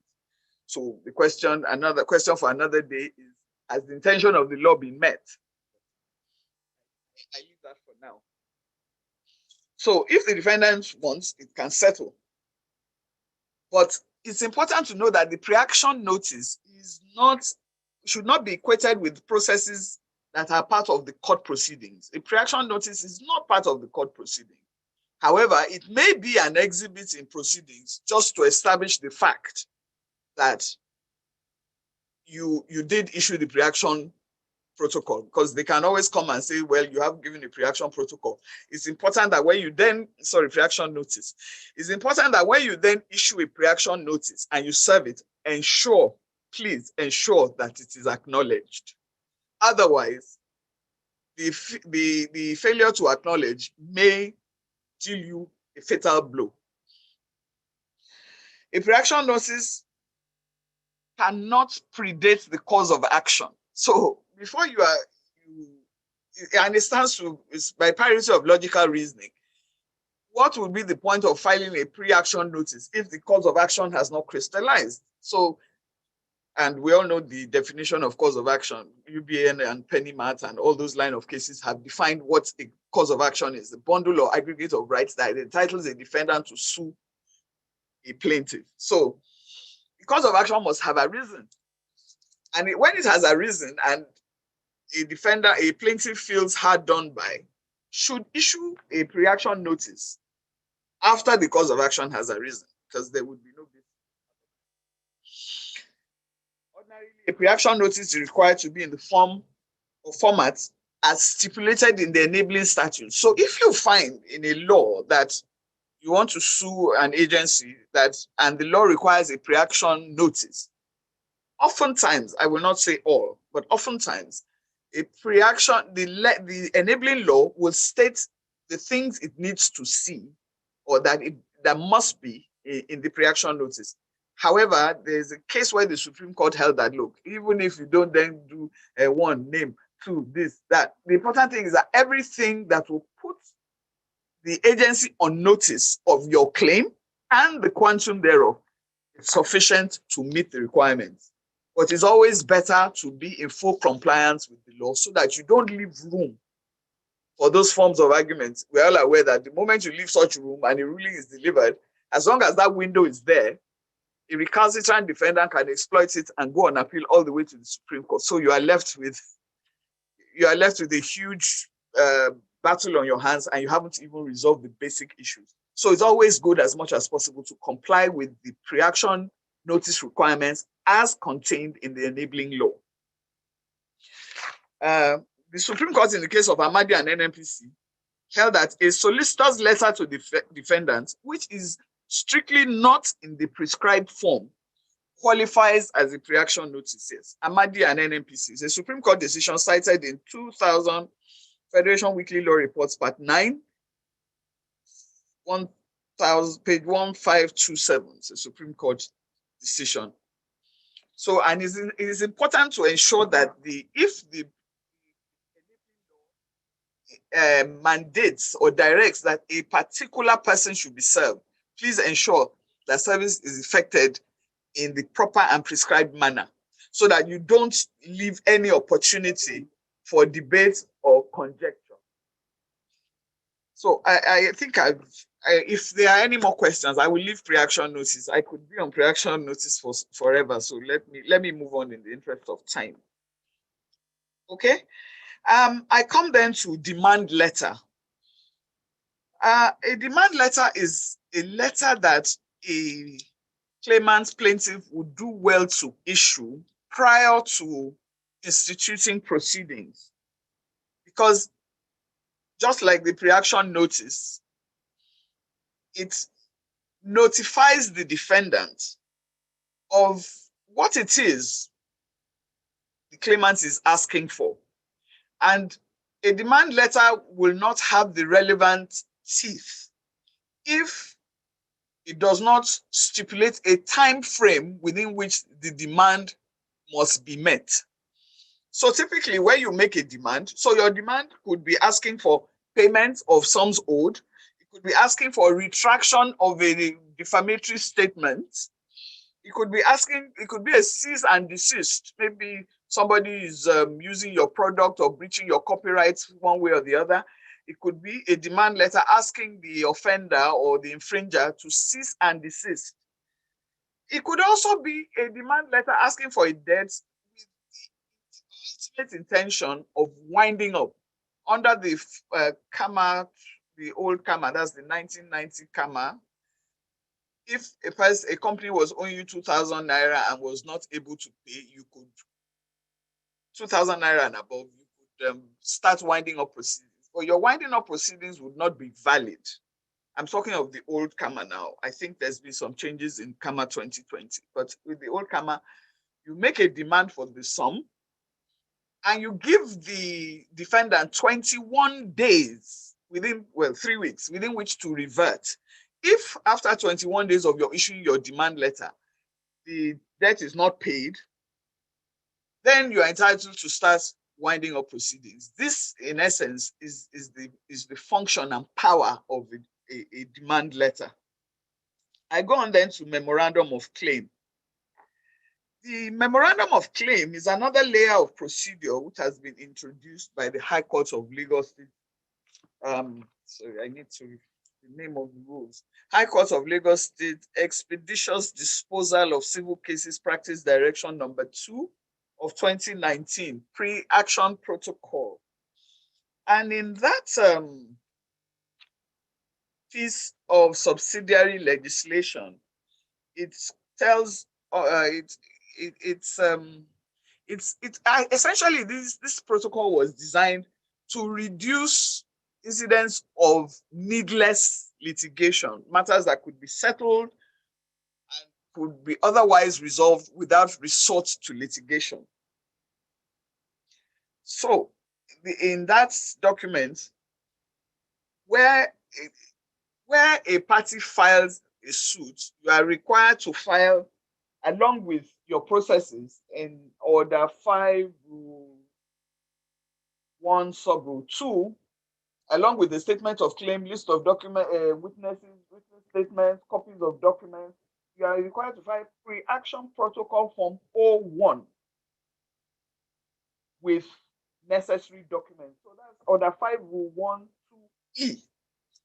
So pre-action protocol form 01 with necessary documents. So the memorandum of claim is among those described as necessary documents. And the memorandum of claim must set out concise details of the claim, including the basis upon which the claim is made, a summary of the facts, reliefs and remedies sought, and if monetary, how the amount is calculated and should be accompanied by exhibits in support of the claims, as well as proposal for the settlement of the dispute through the use of ADR, alternative dispute resolution,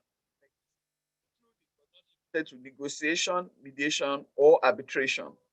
And so this is what a person who wishes to make a claim must file. So in Lagos now, they call it, well, under the rules, it's called the pre-action protocol bundle.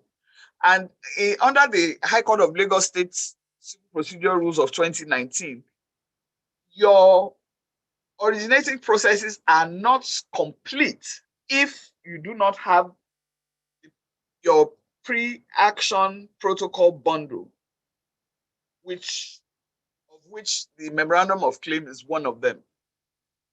So these are all of the things under, pre-action preliminaries that a potential claimant must have in mind when preparing to file a suit. I come now to conditions precedent. Please, if there are any questions, please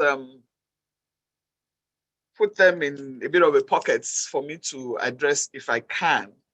I don't know everything, but if I can, I will take them. I come then to conditions precedent. And we are all aware that of the locus classicus on jurisdiction, which is the case of Madukolu and Nkem Dilim, reported in 1962 Supreme Court cases. And in that case, the Supreme Court gave about 6 bullet points of ingredients that would ground or remove the jurisdiction or rob a court of jurisdiction. And the third one, the Supreme Court said a case is competent when the case comes before the court initiated by due process of law and upon fulfillment of any condition precedent to the exercise of jurisdiction. Any defect in competence is fatal, for the proceedings are a nullity, however well conducted and decided. The defect is extrinsic to the adjudication. So, for instance, I talked extensively about issuing a pre-action notice. A pre-action notice, for instance, is a condition precedent, which if you don't fulfill it, and I read to us the case of Ntieru and there is a condition precedent and you don't meet it, it robs the court of jurisdiction. It brings to mind a case where I was almost tripped up by not fulfilling a condition precedent. Perhaps when I was much younger, maybe I did not pay heed to the rules of court sufficiently. I had filed this case against a state government for, well, a party and the state government, the urban and regional planning body, Ministry of Urban and Regional Planning was a party. And I filed this case happily and thinking I had it all under my thumb. Along comes the state government and files an objection that I had not complied with the condition precedent, namely that I should have first gone to the Urban and Regional Planning Tribunal. And when I shared the objection with a colleague in chambers, my colleague said, your case is gone. And I said, why? He said, because a senior, very senior advocate had done a case where that objection had been raised and the case was thrown out. And I don't like being beaten by little things like that. Well, it's not a little thing, but I don't like being beaten, caught napping. So off I went. So where is this Urban and Regional Planning Tribunal where I should be filing the case at the first instance? So off I went looking for the Urban and Regional Planning Tribunal, only to find that it did not even exist. Oh, I said, very good. And my case was time barred. If it was struck out, that was the end of it. And it was important to me that it not be struck out because I felt it was very interesting and I felt my client had a good case. So what did I do? Having found that there was no body, the body stated in the law did not even exist. So I filed an affidavit. I filed a notice of preliminary objection to the state's objection. I said, disclose to me where this your tribunal is, the names of the panelists on the tribunal, where they sit, and when they were constituted, and who have been the members so far. I then asked the court to stay proceedings pending when the state would respond to my request. So that way I saved the case and I put the state on the run. But then, what I find is as lawyers, we really have to be creative without being mischievous. There are tools in the law that can be used to salvage the situation. So that is condition precedent for you. You need to be aware of all conditions precedent. Otherwise, your case would be dead on arrival if you don't observe conditions precedent. If you are lucky, the other side may not be aware that you haven't met a condition precedent. And as the Supreme Court said in the case of, if they don't raise it, fine, it may be deemed to be waived. Supreme Court said in Izomo and Oyakiri, I think it is, that a person who is aware of his right and omits to articulate it is deemed to have waived, which is fine. However, even though a sleeping defendant is deemed to waive, the question arises, can a party confer jurisdiction? If there's no jurisdiction, there's no jurisdiction. You can't go and argue landlord and tenants in the Federal High Court and say the party on the other side did not move. Somebody has found me. Kasuma Ishitabe comes to mind, Leonard Silk. Yeah. This person knows the case. I'm sorry. You can't go and argue landlord and tenants in the Federal High Court and say that the other side fell asleep. The Federal High Court is entitled to raise it so much that I do not have jurisdiction. So parties cannot, by consent, confer jurisdiction. Let us remember that jurisdiction is conferred by the Constitution or by statutes. I think that is Imo and Imo State Environmental Sanitation Authority. Anyway, so I go on. I go on to. Sorry, my next. I go on to talking about determining the applicable rules of court and relevant laws. Okay. This means, in which court should we be filing the suits? The starting point is determine first, what is the cause of action? Like I said, the example I just gave, if you have a landlord and tenant issue, the cause of action could be non-payment of rent or recovery of premises. That's been the cause of action. So, or for instance, is it a case of you want to remove the director? If you want to remove a director, straight away, it says to you, this is a company and allied matters matter. The jurisdiction for that, CAMA itself gives jurisdiction to determine matters that arise under it to the Federal High Court. Remember, I said jurisdiction is conferred by the Constitution or by statute. So is it a dispute as to shareholding or shares in a company? That speaks to subject matter jurisdiction. However, you also want to look at the parties. Is it an action against an agency of the federal government, such as NAFDAC? In such a case, the NAFDAC Act gives jurisdiction to the Federal High Court. Now, there comes, apart from the fact that the statute confers jurisdiction on the Federal High Court, the fact that NAFDAC is an agency of the federal government or the NDLEA, agencies of the federal government, should immediately speak to your mind that agency of federal government, most likely jurisdiction is in the Federal High Court. But you lose nothing by ensuring always go back to the statute. Lawyers must buy books. There are some standard books, laws, rules of court. There are some standard books that even the most parsimonious lawyer should endeavor to have if success is to be achieved. So there goes party jurisdiction. And in the case of, I come back to the case of Mosu and Imo State Environmental Sanitation Authority, reported in 1990, 2 Nigeria Weekly Law Reports, part 135 at 726. A jurisdiction is given by the Constitution or a specific statute on the subject in issue. I'm quoting directly from the case now. In some cases, certain statutes dictate the courts that will have jurisdiction to determine disputes that may arise within their space. For instance, CAMA gives jurisdiction to Federal High Court.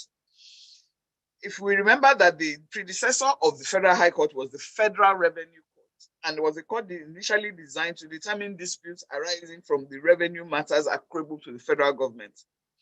So the jurisdiction of the Federal High Court is delimited generally by section, I think it's 254 of the Constitution. But that jurisdiction is then expanded so to speak, by other statutes that confer jurisdiction on the Federal High Court. The Trademarks Act, for instance, gives jurisdiction to the Federal High Court, even though it doesn't expressly say that jurisdiction to determine matters that arise under the Trademark Act shall be the Federal High Court. In the interpretation section of the Trademarks Act, you will find that interpretation, a court is defined to mean Federal High Court. These are the kind of research that a lawyer must embark upon. Nobody has it all in their head. Never be too tired, arrogant to inquire. And I find that in this regard, our younger colleagues are the most advantageous. I remember when I just came out of law school and went, my senior in chambers wrote a beautiful brief and asked me to review. It was a reply brief. And at the time, he was replying to something, one of the Babangida decrees, something of 1992. And we had just come out of law school. We were on top of Kama. We were on top. Kama had come out. We were on top of it because we had studied it. And then this decree was one of the decrees that we were conversant with. And I told my boss, I said, boss, this was Mala Mali. I said, this law has been revoked. I only knew that because I was fresh out of law school. So I think not too long out of law school. And first he didn't agree. Then he went back to check. And that was how me, a very young lawyer, married and one child, was able to bring some fresh ideas. So we mustn't underestimate or undermine the ability of our junior colleagues to be conversant with the law. I come to now determination of mode of commencement. Now, ideally, there are 4 modes of commencement of court, 4 methods by which court processes or originating processes by which suits can be initiated. Writ of summons, petition, originating summons, and originating motion. A writ of summons is a formal document issued by a court stating concisely the nature of the claim of a plaintiff against a defendant, the relief or remedy claimed, and commanding the defendant to cause an appearance to be entered for him in an action at the suit of the plaintiff within a specific period of time, usually 8 days, after the service of the writ on him, with a warning that in default of his causing an appearance to be entered as commanded, plaintiff may proceed therein and judgment may be given in defendant's absence. A writ of summons is a typical document to initiate proceedings where the proceedings are hostile, for want of a better word. A writ of summons is what you would issue where you are being owed money and you have asked for it, for instance, and you don't get it, or you have issued a cease and desist letter and the aggressor has omitted this, has not ceased and desisted. So, writ of summons is that kind of, is the process you would file in, and issues are in dispute. For instance, it's you are owed money and you say it's 10 naira and he's saying no, it's 5 naira, and he says it's 5 naira, quickly file for judgment on admission for the 5 naira so that the issues in dispute remain the other 5 naira that he's disagreeing, he's quarreling about. The other procedure by which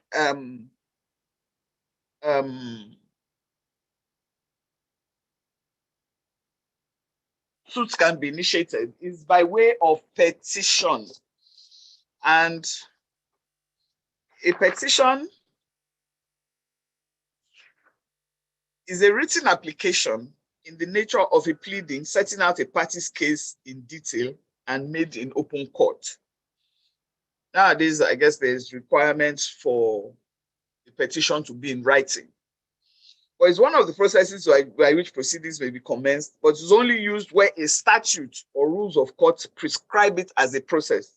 So, for instance, in the Companies and Allied Matters Act, it provides that an application to the court for winding up of a company shall be brought by way of petition. Under the Matrimonial Causes Act as well, proceedings for dissolution of marriage are commenced by petition. And you will also know that election matters are originated by way of election petition. So that is as far as petitions go. Another way to start initiate proceedings is by way of originating summons. And I have resort here to the High Court of Lagos State Civil Procedure Rules 2019. It is the same in the Civil Procedure Rules of many other states. That any person claiming to be interested or claiming any legal or equitable right under a deed, will, enactment, or other written instruments may apply by originating summons for the determination of any question of construction arising under the instrument and for a declaration of the rights of the persons interested. So essentially, you use an originating summons where you're asking the court to interpret a deed, a will, a law, or other instrument, so that in as much as there may be a dispute, but the dispute relates to the interpretation to be given to a document, a law, a will, a deed. So that, and the difference between the originating summons and the writ of summons, apart from the fact that the originating summons relates to interpretation of documents, is that the evidence in originating summons is brought by way of an affidavit, whereas the evidence in a writ of summons nowadays is brought by way of a witness statement.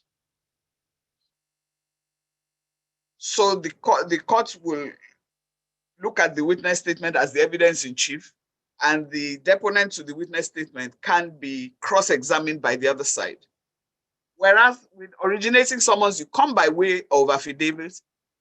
The defendant who opposes those facts will file a counter affidavit. And the issue of hearing will only arise if there are contradictions in the affidavits and the court deems it fit to hear evidence in support of the different positions in order to come to a finding. So the originating summons procedures typically works faster because you don't need to bring in witnesses and have all the objections, and it doesn't suffer the defects of the writ of summons procedure. But there are a lot of the time, or quite a few times, when one has filed an originating summons, the courts have been known to send you back to go and file by way of writ of summons, especially if the counter affidavit is of such a nature that has made the dispute become hostile. Another originating mode of commencing instituting proceedings is by way of originating motion. Originating motion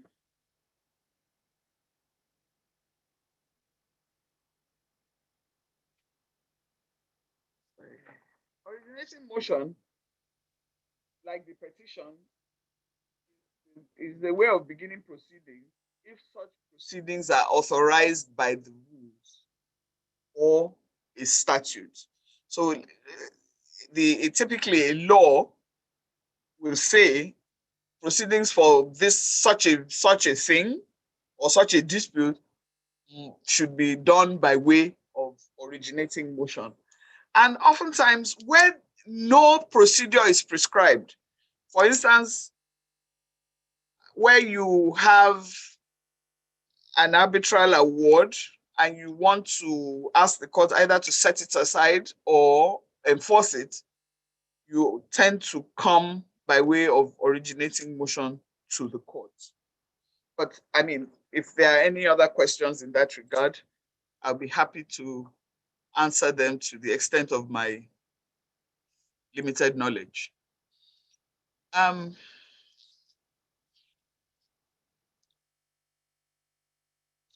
So I come to preparing the originating processes. To prepare the originating processes for the writ of summons, there's what I call spoon feeding. If you look at the back of all high court rules, high court, state high courts, federal high court, national industrial court, all of their rules have the form of the writ of summons invariably as form 01 at the back of their, very, very early in the back of their rules of court, the rule book. Counsel is to ensure for originating summons, yes, you may find the initial part of it at the back of the rules. However, the supporting affidavits and all of that are facts that you need to fill in based on facts provided to you by your client. Counsel is to ensure that these forms are properly filled out. In this age of computers, it's so much easier now to have the different forms saved on your computer, only to adjust and change as the need arises. In the old days of where you had to type out everything, we had to type the writ of summons afresh every time you needed it. Those days you couldn't do without secretaries, but I guess it's a different world and a happier world now. The last issue I will address is concurrent originating processes, when and how to issue. Sorry? Okay. The concurrent originating process is issued where you have defendants, more than one defendant, and one of such defendants resides outside the jurisdiction of a court. So, if, for instance, you are issuing a writ out of Lagos State and one of the defendants lives with Mr. Baishia in Kogi State or in Kwara State or in Abuja, you will then need to mark the writ that is to be served or originating summons that is to be served outside the jurisdiction of the State High Court, the Lagos State High Court, as the case may be, as concurrent writs if the writ is to be validly issued and served. The same for an originating summons if you have a defendant who resides outside jurisdiction. For the Federal High Court, I think the jury has been settled that the jurisdiction of the Federal High Court is all over Nigeria. So if you are serving a defendant who is outside Nigeria, for the Federal High Court, you need to ensure that the writ or originating summons, as the case may be, is marked concurrent. I remember that the debate was on for a while, I think with the previous Federal High Court rules, that the jurisdiction of the different divisions of the Federal High Court was limited in that regard. But I believe that issue has been resolved now, and the jurisdiction of the Federal High Court has been held to be one. I feel I've just been talking. I know that there will be questions, and permit me to rest my case at this point. I hope I have imparted some knowledge. Thank you very much. Thank you very much, Leonard Silk. We appreciate your thoughts and your wealth of experience which you have imparted, which are very much appreciated. Thank you so very much. Mabel, I hand over to you. Thank you very much. Thank you, Leonard. So, you need to hear this because you asked if you had imparted some knowledge. Today of us said, who would have thought I would have understood the difference between the use of originating motion and summons? Thank you, Leonard. So, thank you very much. Bisiga Olufemi said, Leonard, so can a lawyer apply to wind up company for arrears of rent? Well, before they changed, the CAMA 2020 came into force. Before, please hear me clearly, before CAMA 2020, if the debt was more than 2,000 naira, so if your arrears of rent was more than 2,000 naira, before the coming into force of CAMA 2020, you could. Because it means the company could not meet its financial obligations to that extent. But now I understand that I think it's been increased to 200,000.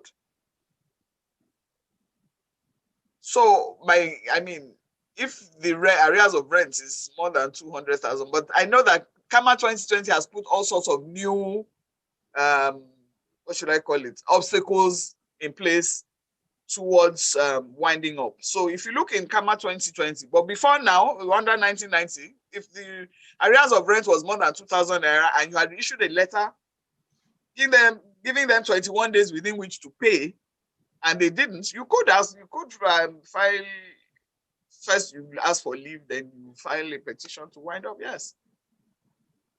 I hope that helps. Thank you. Definitely answered.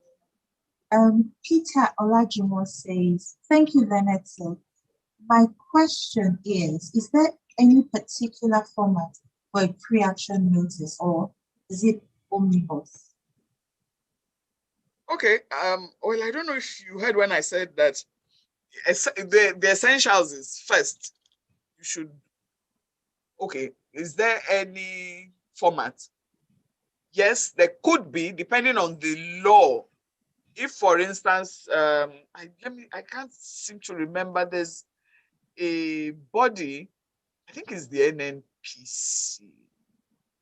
I think the NNPC Act says all the things even Nigerian Ports Authority Act has a list of the things, maybe not a list, but states the specific things that must be in your pre-action notice. And if you look at it, those things, they stand to logic. How the debt came about, how much it is, what you intend to do if they don't pay. But certain laws have specific requirements. But like I quoted to you, I think it's NNPC and Amadi.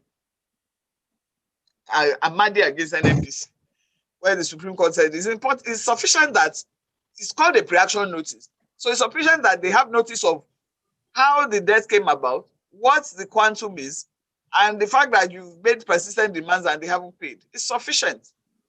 Even if it doesn't fully comply with the important those specific things specified by law. Okay? I hope that helps. Thank you.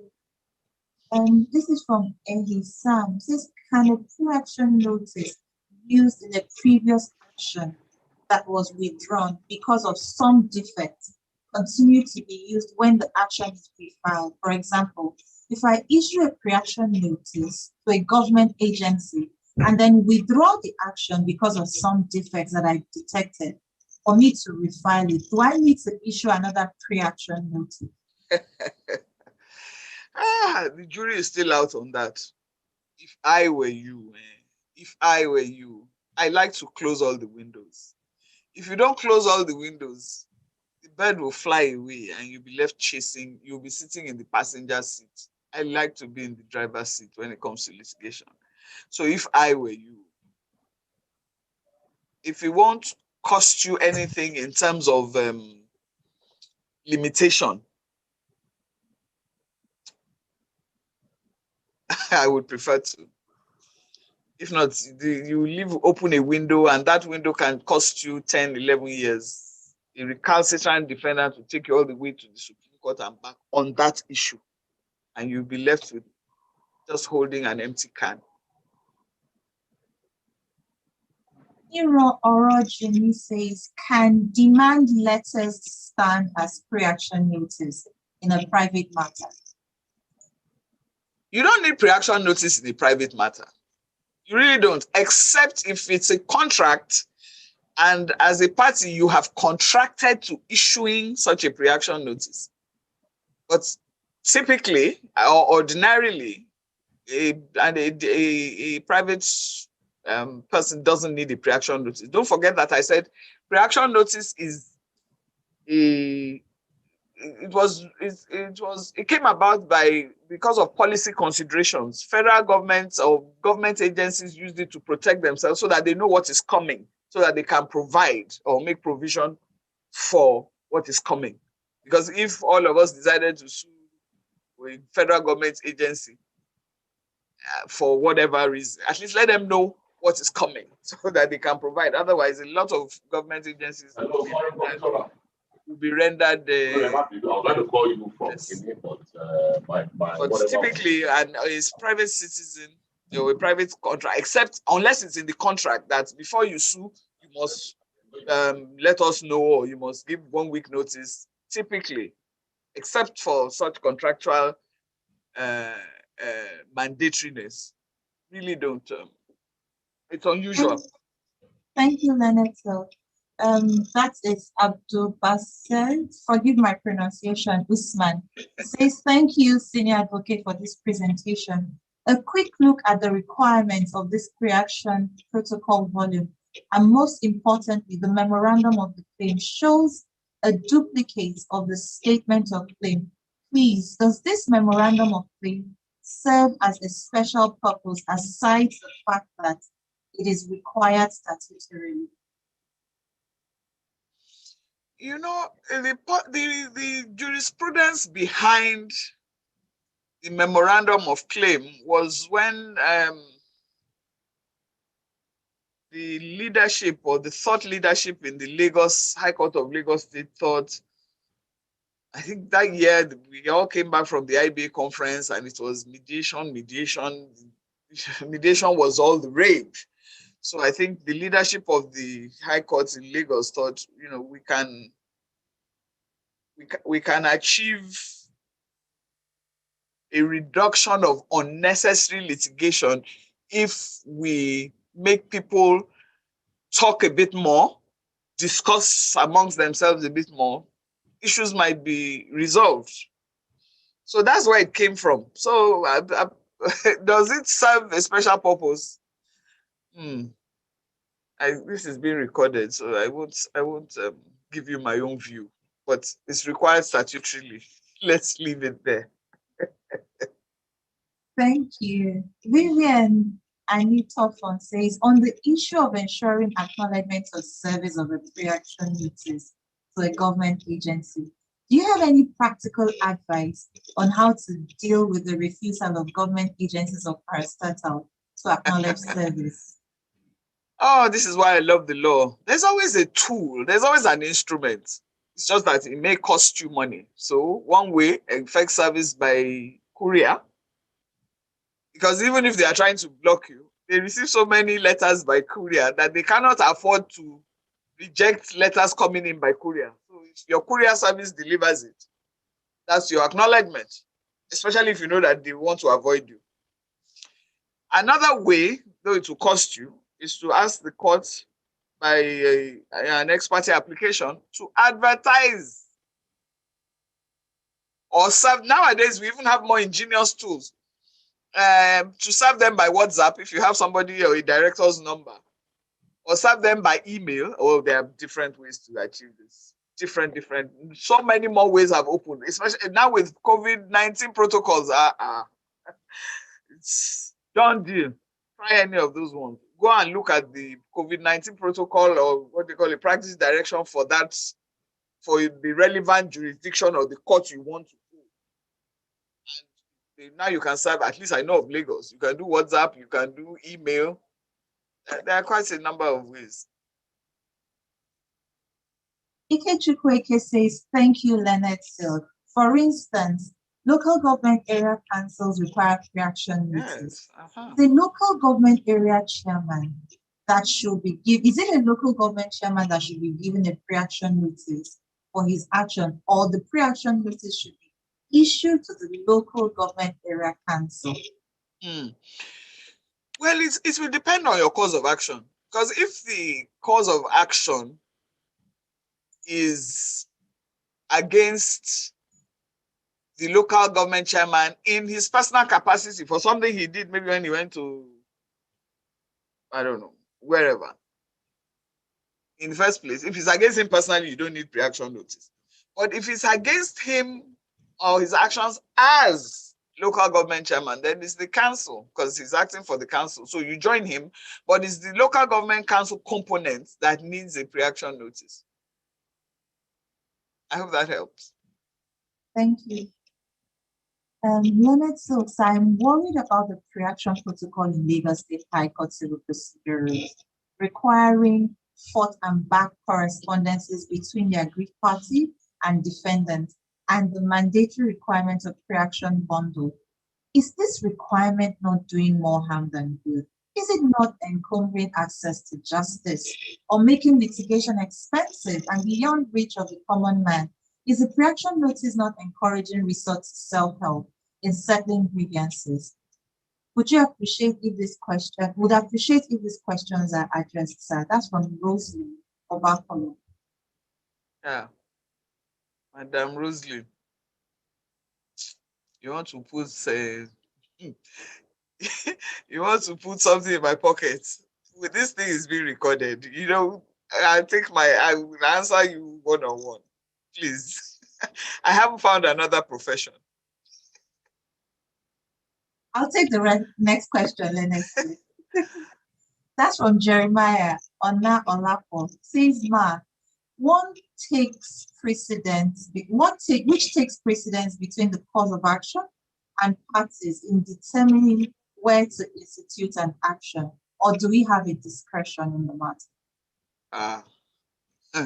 You don't have discretion. If you remember, I said that parties cannot confer jurisdiction by consent. It's not a matter of precedent, really. It's some form of what I call mathematical calculation. Okay, if you have a case against, for instance, the Central Bank of Nigeria, it's a government agency. I don't know if the CBN Act, for instance, gives jurisdiction to the Federal High Court to determine an issue against it, then Federal High Court is where you go. When in looking at the party, okay, you want to, if for instance, I'm sure of the NNPC, for instance, you want to sue the NNPC for arrears of rent. Maybe they are your tenants and they are not paying. Arrears of rent is not taken care of by the NNPC Act. So the question that arises is, do you go to the Federal High Court to sue NNPC for arrears of rent, or do you go to the state? Because arrears of rent is not an item under the NNPC Act, it's simple contract. If it's simple contract, this line of cases, Edegbero and is it Kaduna Refinery? Oh, sorry, the cases are anyway. Because the NNPC Act, NEPA and Edegbero, thank you. Someone in my office just helped me. Because the NNPC Act, in all of its iterations, does not talk about landlord and tenant. It owes you rent. It's simple contract. I would go to the High Court, State High Court, even though NNPC is a federal government agency. There's a whole lot of debate about it. But if NNPC is owing me rent, for me, it's simple contract. The moment NNPC, and I think it was in Edegbero, that the court said it's a simple contract. So don't say because it's a federal government agency, you go and clog up the Federal High Court. It's a simple contract. The moment NNPC came out to contract with you, it left its federal government agency status behind and contracted. So that simple contract should be a matter for the State High Court. I hope that helps. Thank you, ma'am. Adjola Oshifeko says, thank you, ma'am, for the lucid and excellent presentation. Please clarify if an aggrieved party can sue to recover monetary claims where an arbitration clause in the contract is pathologically defective. So who made the determination that the arbitration clause is defective? If it is yourself,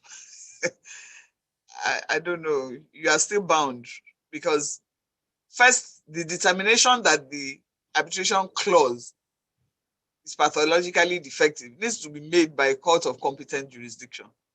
So first, this thing must be done in layers. First, establish the pathological defective nature of the arbitration clause before you can extricate yourself from it. Somebody must be able to strike it down. And it's not easy to strike down an arbitration clause, because even when a contract collapses, the arbitration clause is the one clause that is known to survive. So I have issue with your question brings about other questions. So for now, it remains very hypothetical. Thank you. Kemi says, for human rights violations, what would be your prescribed summons to use? But human rights violations has its own sui generis procedure now. Fundamental rights enforcement procedure, FREP, fundamental rights, it has its own category, sui generis. Go under the fundamental rights enforcement procedure requirements and rules. That's my simple answer to that. Thank you. Ike Chukwu says, can we classify village constitutions or club constitutions to be qualified as documents to be interpreted by an originating summons process? Of course. If a dispute arises regarding the village constitution and interpretation thereof is required to resolve the dispute, it can be the subject matter of originating summons. Yes. Don't forget I said deed, enactment, or other written instrument. So your village constitution comes within that scope. Thank you. On the jurisdictional consideration, under Section 1462 of the Federal Competition and Consumer Protection Act, a consumer is entitled to approach an appropriate court with jurisdiction to seek redress. However, under Section 167 of the Act, court is defined to mean court of appeal. My question is, how do a consumer who wishes to seek redress for consumer rights reach enforce his right by bearing in mind the fact that the Court of Appeal Rules 2016 does not yet prescribe a procedure for activating the jurisdiction of the Court of Appeal at the first instance in a matter of this nature? Or could it be that Section 167 of the Act vesting jurisdiction of the Court of Appeal was in error? Okay, thank you for that question. I cannot say that I know all of the sections of the FCCPC Act. However, I am aware that the Consumer Protection Act creates certain layers. So at the first instance, there's a hearing of the FCCPC, pretty much like what happens at the SEC. There's a hearing, the Administrative Proceedings Committee of the SEC will first hear the dispute, then come to a decision. If you don't like the decision of the APC, which is just like in FCCPC of the first hearing, then there's appeal to in the SEC, you go to the SEC, the IST. In the FCCPC, you go to the Consumer Protection Tribunal. Is when you don't like the decision of the Consumer Protection Tribunal or the Investment and Securities Tribunal in SEC, that appeal lies to the Court of Appeal.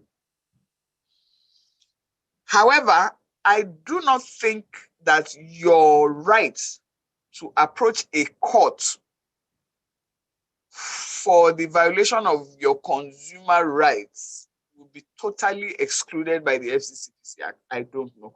I will need to sit down and read the law to be able to advise you in that regard. But if I remember, Section 6, subsection 6 of the Constitution says that you,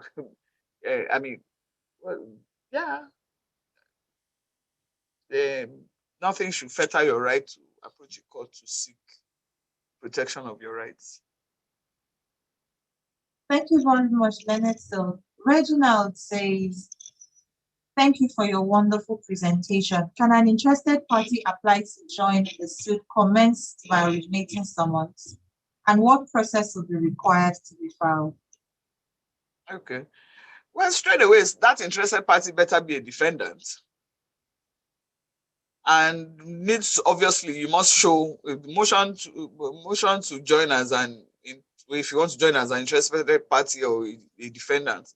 File motion, and I'm sure if you are able to show sufficient nexus, locus, and all of those things, so motion to join really.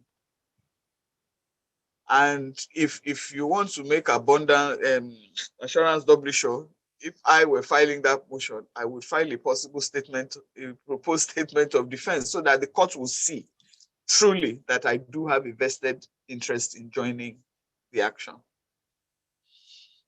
Thank you. Ehimola says, what are the documents that should be part of the pre-action bundle? I think you should go and get you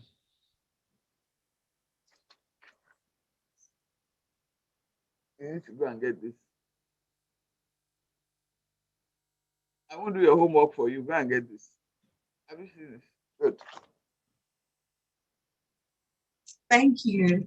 From Imran Shitabe, says, dear Leonard Silk, thank you very much for your presentation. My question relates to computation of time vis-a-vis 3 month stipulation of the Public Officers Protection Act. Given that the number of days vary from month to month, how do you calculate 3 months and also take into account holidays?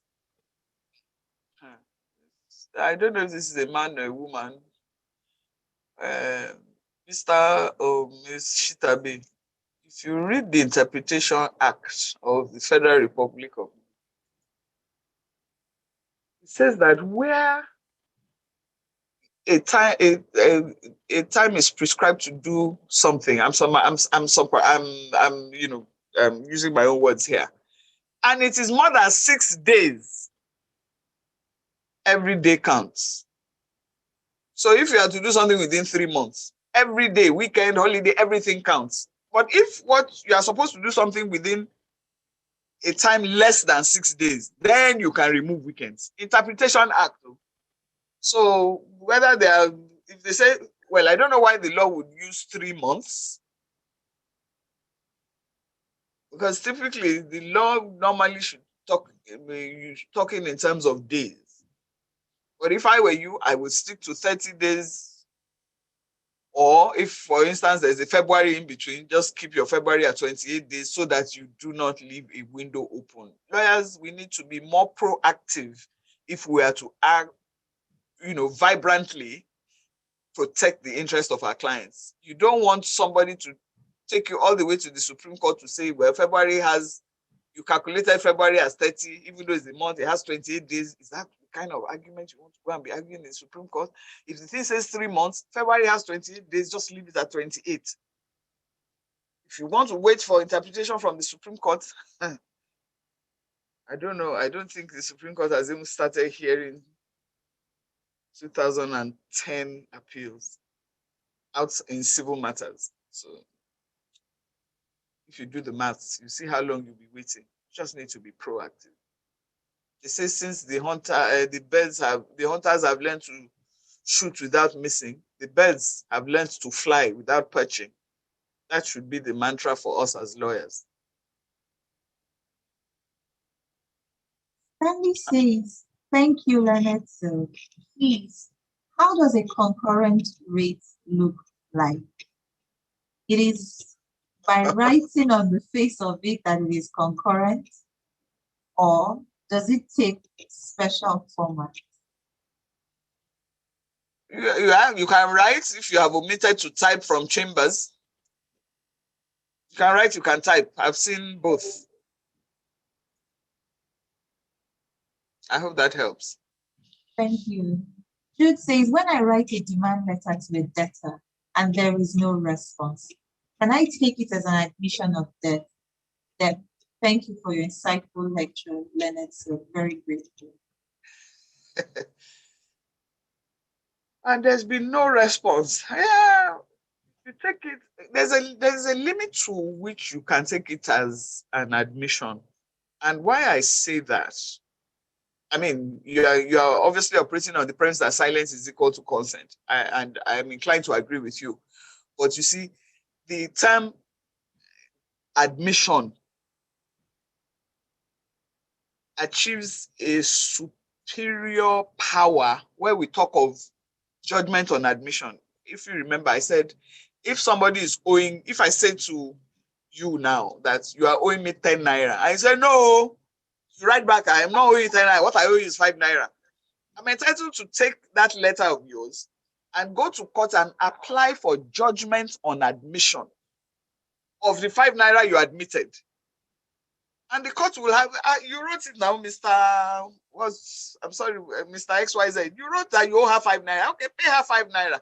And the court will enter judgment for that 5 naira. So that the remaining 5 naira on top of it is what we'll be disputing, what we'll be litigating. So I wouldn't elevate that silence to admission at that level, if you get my drift. It just means that the party on the other side to whom you have written a letter of demand has not responded, and your right to action crystallizes. That's the best you can do with that form of silence is consent or admission, as you put it. Thank you, Leonard Silk, says Olalade Animashal. Is it necessary I mark the writ of summons or originating summons that it is to be served out of jurisdiction for an action filed at the Federal High Court? Well, if you speak of Federal High Court, so that immediately raises a flag for me that your outside jurisdiction of the Federal High Court means outside Nigeria. It would be good if you marked it.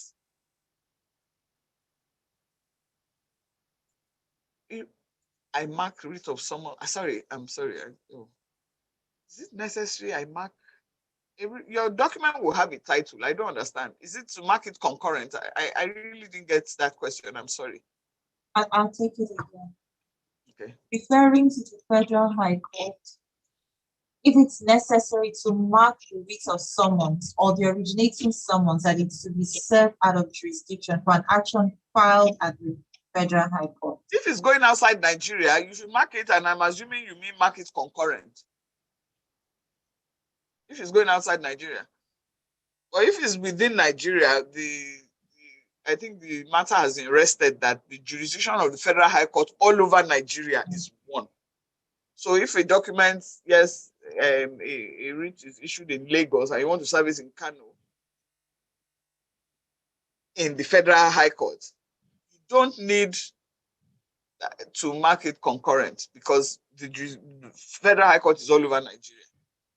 Unlike if it was issued out of Lagos State and you want to go and serve it in Kano, because the jurisdiction of Lagos State High Court is limited to Lagos alone, you will then need to mark it concurrent to serve out of the Lagos High Court in Kano. Thank you, Leonard Silk. Dr. Raphael says, in terms of pre-action notice, when you have a limitation looming, where a client instructs you late in the day, do you resort to using a solicitor's letter? There's a creative tool that I have seen in this regard.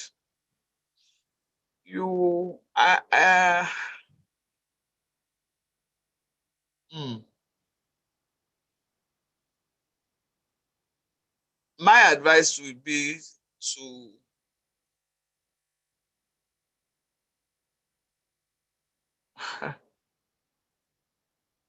but what you can still pre-action notice when you have a limitation looming. If I were you, I would go ahead and file to beat the limitation, then ask for certain orders of court to restrain the agency from doing anything pending the expiration of the term of the pre-action notice. Hello, Richard. Let me call you soon. It's a difficult one, yeah. It's a difficult one. But you can still issue your pre-action notice. So you then use the instrumentation of courts to extend the time.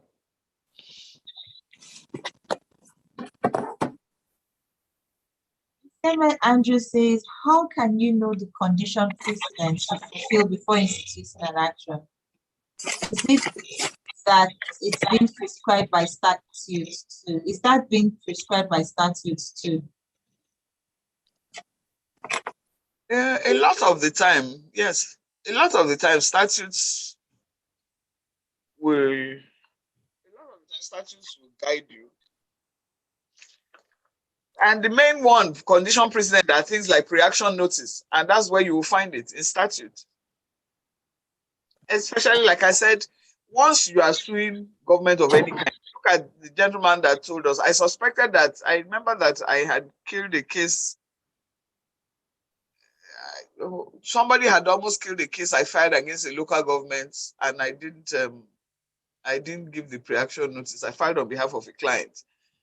Happily, the lawyer came to court and was from inside the local government. And I told him, you can't argue today. He said, why? I said, because you're in paid employment.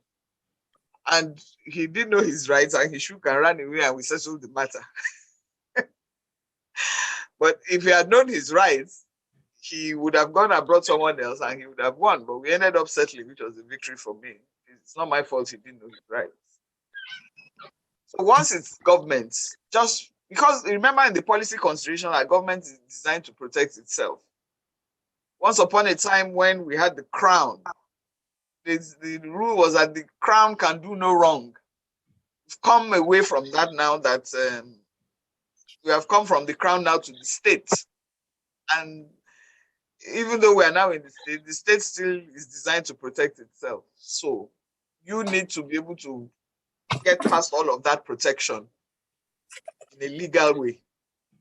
And the way is to apprise yourself of your rights by reading the law. I think that's why the NBA brought up stuff like this kind of training. Thank you, Leonard. So Opera is asking, says, considering the fact that the Mareva injunction by their nature had to be brought ex parte, does one still need to send a pre-action notice to a statutory body that requires saying before an action is brought against it? You can send your pre-action notice. Of course, you don't have to tell them in pre-action notice that I'm going to bring a Mareva against you. And don't forget, if I remember how Mareva injunctions work, you must be able to show the courts that there's an attempt to take that money out of jurisdiction. If you are not able to show it, like when federal government sued the MTN, tried to get a Mareva against MTN, and before Idris of the Federal Justice of the Federal High Court, they failed because they couldn't show that MTN was moving the money. That's even federal government. So, you can issue your pre-action protocol even if you are going for a Mareva injunction. Injunction is granted on the basis of a substantive suit. So even if you are still going to apply for Mareva injunction, you need a substantive suit. So your pre-action notice will relate to the matters in the substantive suit. Then, once you have issued your pre-action protocol, as the time is expiring, your pre-action notice, sorry, as the time is expiring, you file your motion for ex parte injunction, of course, based on a substantive suit. But don't forget, you must be able to show that the money is being moved. That's the trick in Mareva. If you cannot show that the money is about to be moved, a court that knows what it's doing should not grant you an ex parte Mareva, a Mareva injunction. This is an interesting one from Shegun. He says, pre-action notice is a bedrock of jurisdiction. Is there a way to bypass this limit? I wouldn't say pre-action notice is bedrock of jurisdiction. For me, the bedrock of jurisdiction is locus. Is there a way to bypass pre-action notice in limine? If the law says shall connotes mandatoriness. If the law says you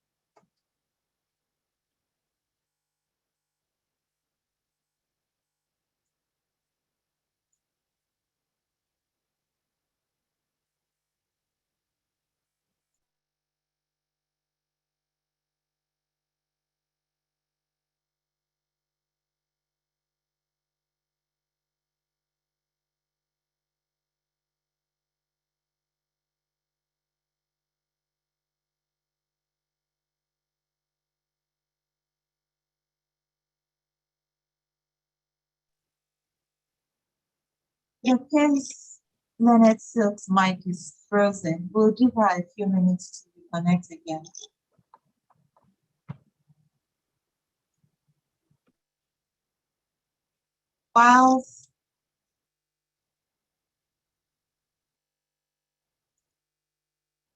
Whilst we wait for the Leonard Silk to join us again, I just want to recognize the presence of some other distinguished members of the faculty of this 2 weeks training. We have Mr. Kermozia, SAN, who has kindly dialed in from Benin. He's going to be taking us on one of the sessions. We also have Mr. John Bayeshia, who is also dialed in. He's not presently in the country, but he has been kind enough to dial in. We appreciate you very much, sir. We have Mr. YC Bekiao. I'm sorry. I got kicked out. Mr. MC Mekiao SAN is also on the line. Ms. Mia SAN is still with us. Mr. Kele Chinwewu, one of our distinguished panelists, is also with us. We thank you all for dialing in. I was going to ask that some of the questions be directed, or maybe they had comments, but Mrs. Akiri Delu is back. So I'm sorry, I got kicked out. I'm sorry.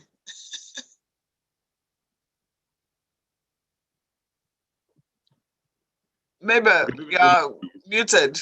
oh, sorry. Shall I take the next question then? Please go ahead. Okay, thank you.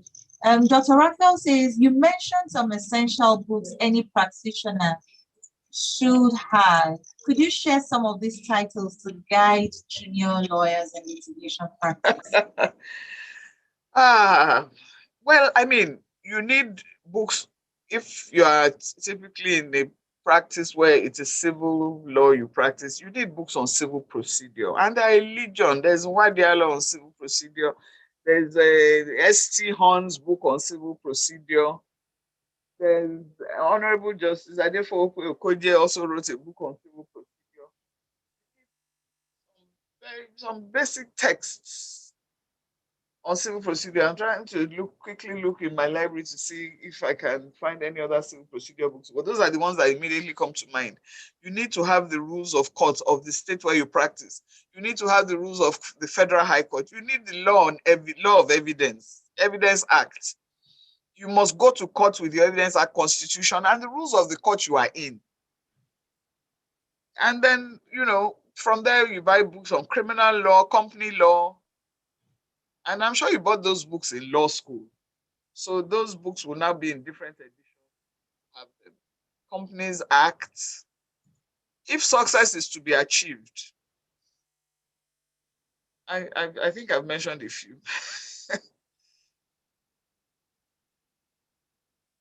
Thank you.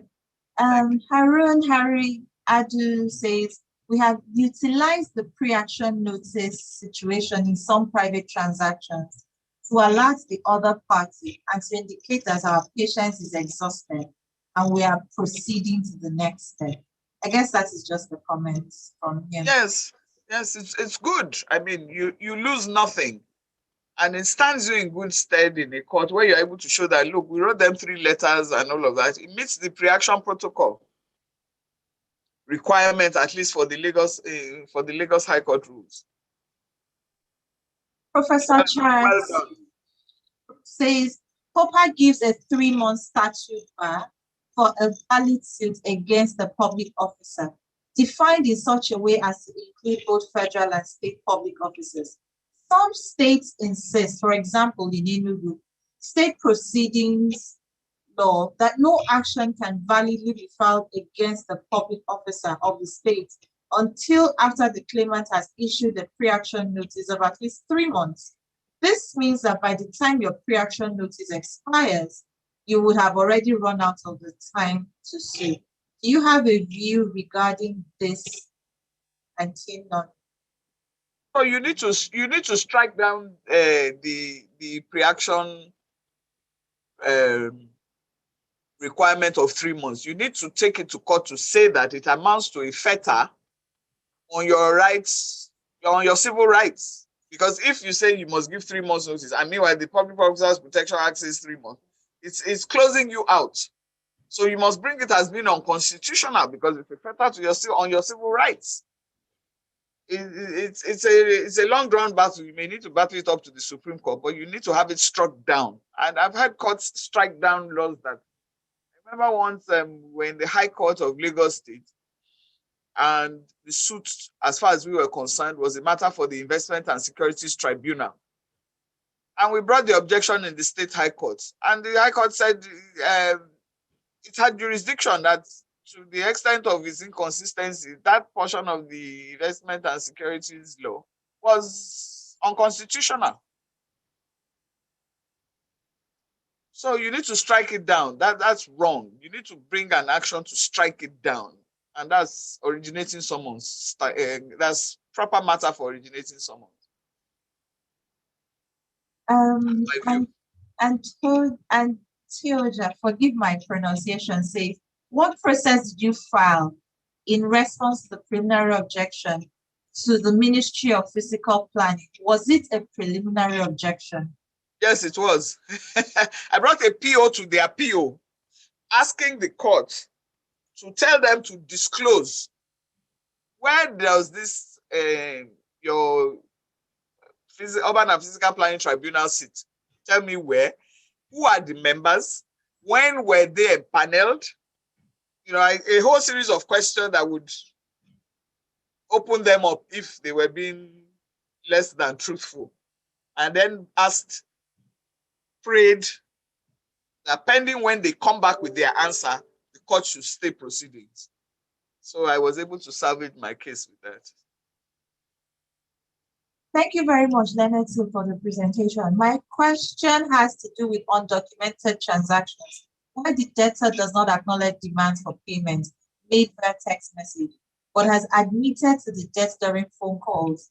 What will be the protocol for establishing evidence in such a situation? Well, my answer to that is next time a client doesn't want to commit to writing and is only talking about it orally, you should have what you call a call memo. So after that phone call, send an email to the client that thank you very much for the phone call we just had. Happily, you have admitted that you owe me 5 naira. Kindly give us, just find something to say. So if he replies by saying, no, I didn't say I owe you 5 naira, you know he's clearly a liar.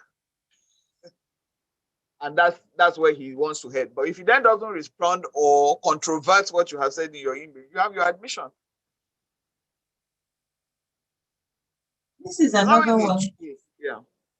Another one here says, if I can bring an action to recover money received by legal practitioner for sale of land by way of an originating summons for the court to interpret if he has acted in a way that is incompatible with the status of a legal practitioner as pro-idea by the Legal Practitioners Act.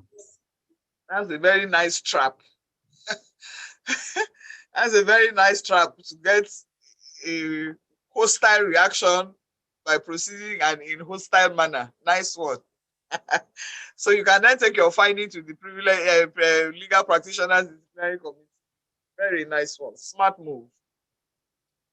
My question, Leonard, is if a court entered a final judgment based on a writ of summons for default of appearance and pleadings, Is the judgment binding and enforceable?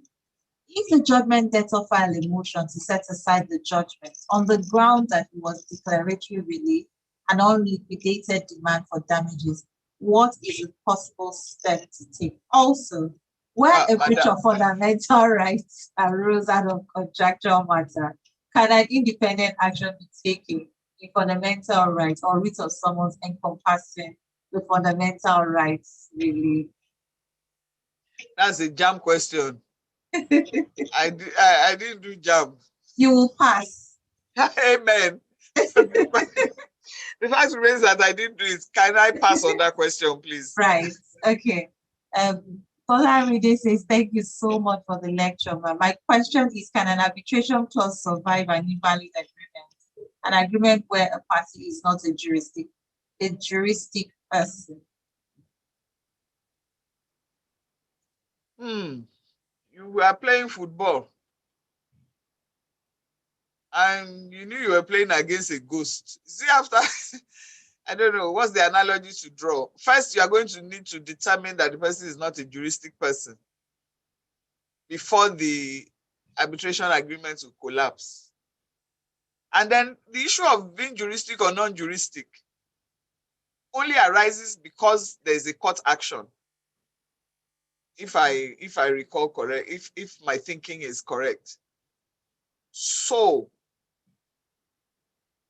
I really don't know. The arbitration agreement will continue to stand until a court decision says there's no juristic person, but you signed an agreement with somebody now.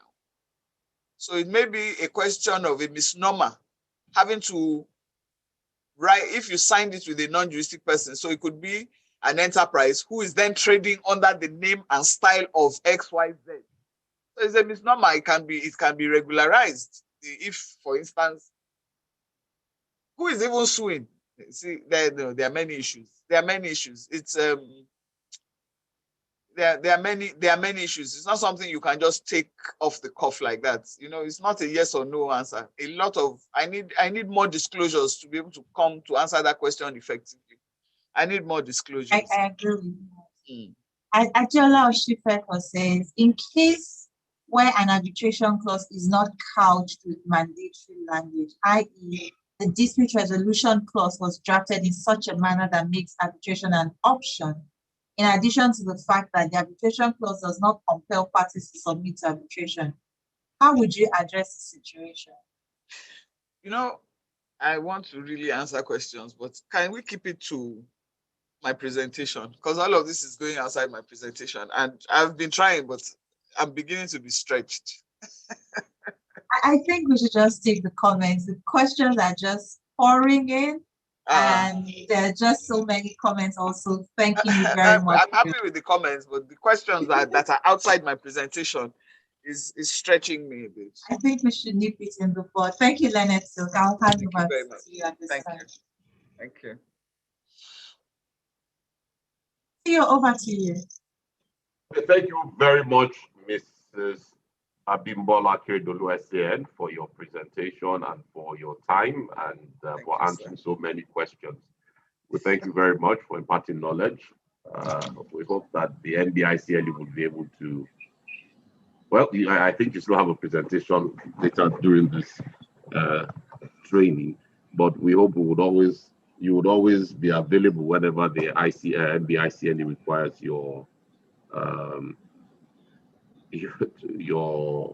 to drink from your well of knowledge. Thank you very much. I thank everyone.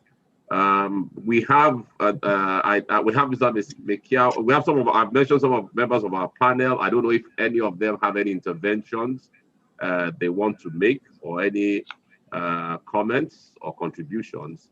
Since we have them here, Mr. John Bayesia, Mr. Kemosia, Mr. John Bayesia SAN, Mr. Kemosia SAN, Mr. Whitey Mekia SAN, Mr. Kelechi Nwewu. We also still have Ms. Mia SAN. I don't know if she still wants to make, if she has any intervention or comments or contribution.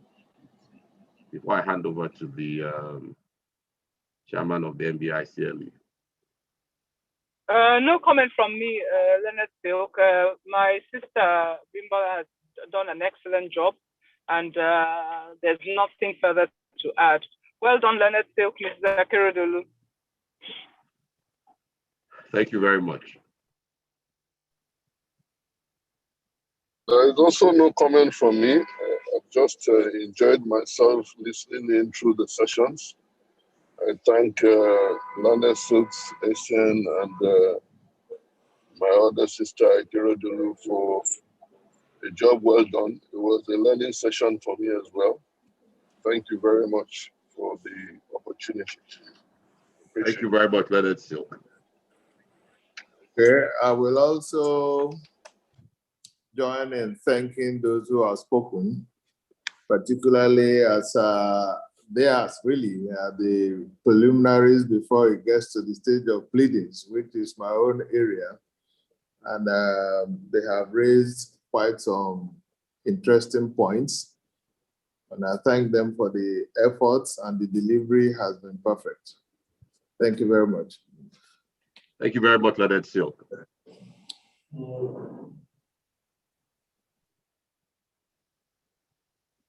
Okay, we don't have any comment from Mr. Baisha here. Mr. Kelechi Wewu, do we have any interventions from your end? Okay, if we have no further comments, so Bena, over to you. Thank you very much, Tola. First of all, let me thank all the panelists who showed up today for participating through the session. Mr. Ken Mozier-san, Mr. YC Mikiao-san, Mr. John Baesha, and Mrs. Essien, who gave the first lecture, but then continued on. Kelechi Nwaiwu, thank you very much for all participating today. It's always encouraging when we have support from other facilitators, and we know how expensive your time is. We're grateful for your being here. We're looking forward to listening to our uncle, Mr. Ken Mozier, tomorrow at 2 p.m. So thank you very much for being here. And then, of course, Kelechi Nwaiwu. Now, Mrs. A, what a wonderful presentation.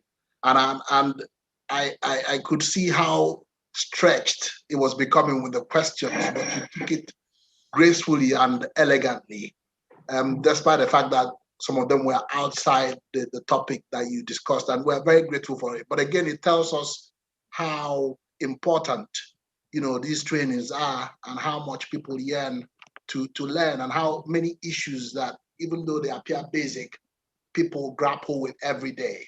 So thank you very much for that indulgence, and thank you for being here. Then finally, on behalf of the President of the Nigerian Bar Association and the NBA-ICLE, I thank all the facilitators for the work that they've done to bring things to this point.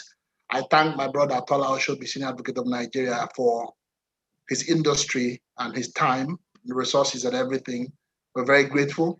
I thank all the participants for being here today, for listening to the presentations, for engaging the lecturers with the questions and making it participatory. Thank you very much all for being here. And we expect to see you all tomorrow. And we say that, it's good that if you indeed find the trainings beneficial, you also help spread the word and spread the message so that as many as possible can drink from the fountain of knowledge of these very distinguished legal practitioners who have dedicated their time and resources to the development of their colleagues. Thank you very much, everybody. With this, we'll bring this session to a close, and we look forward to seeing you tomorrow. We'll circulate further advert materials.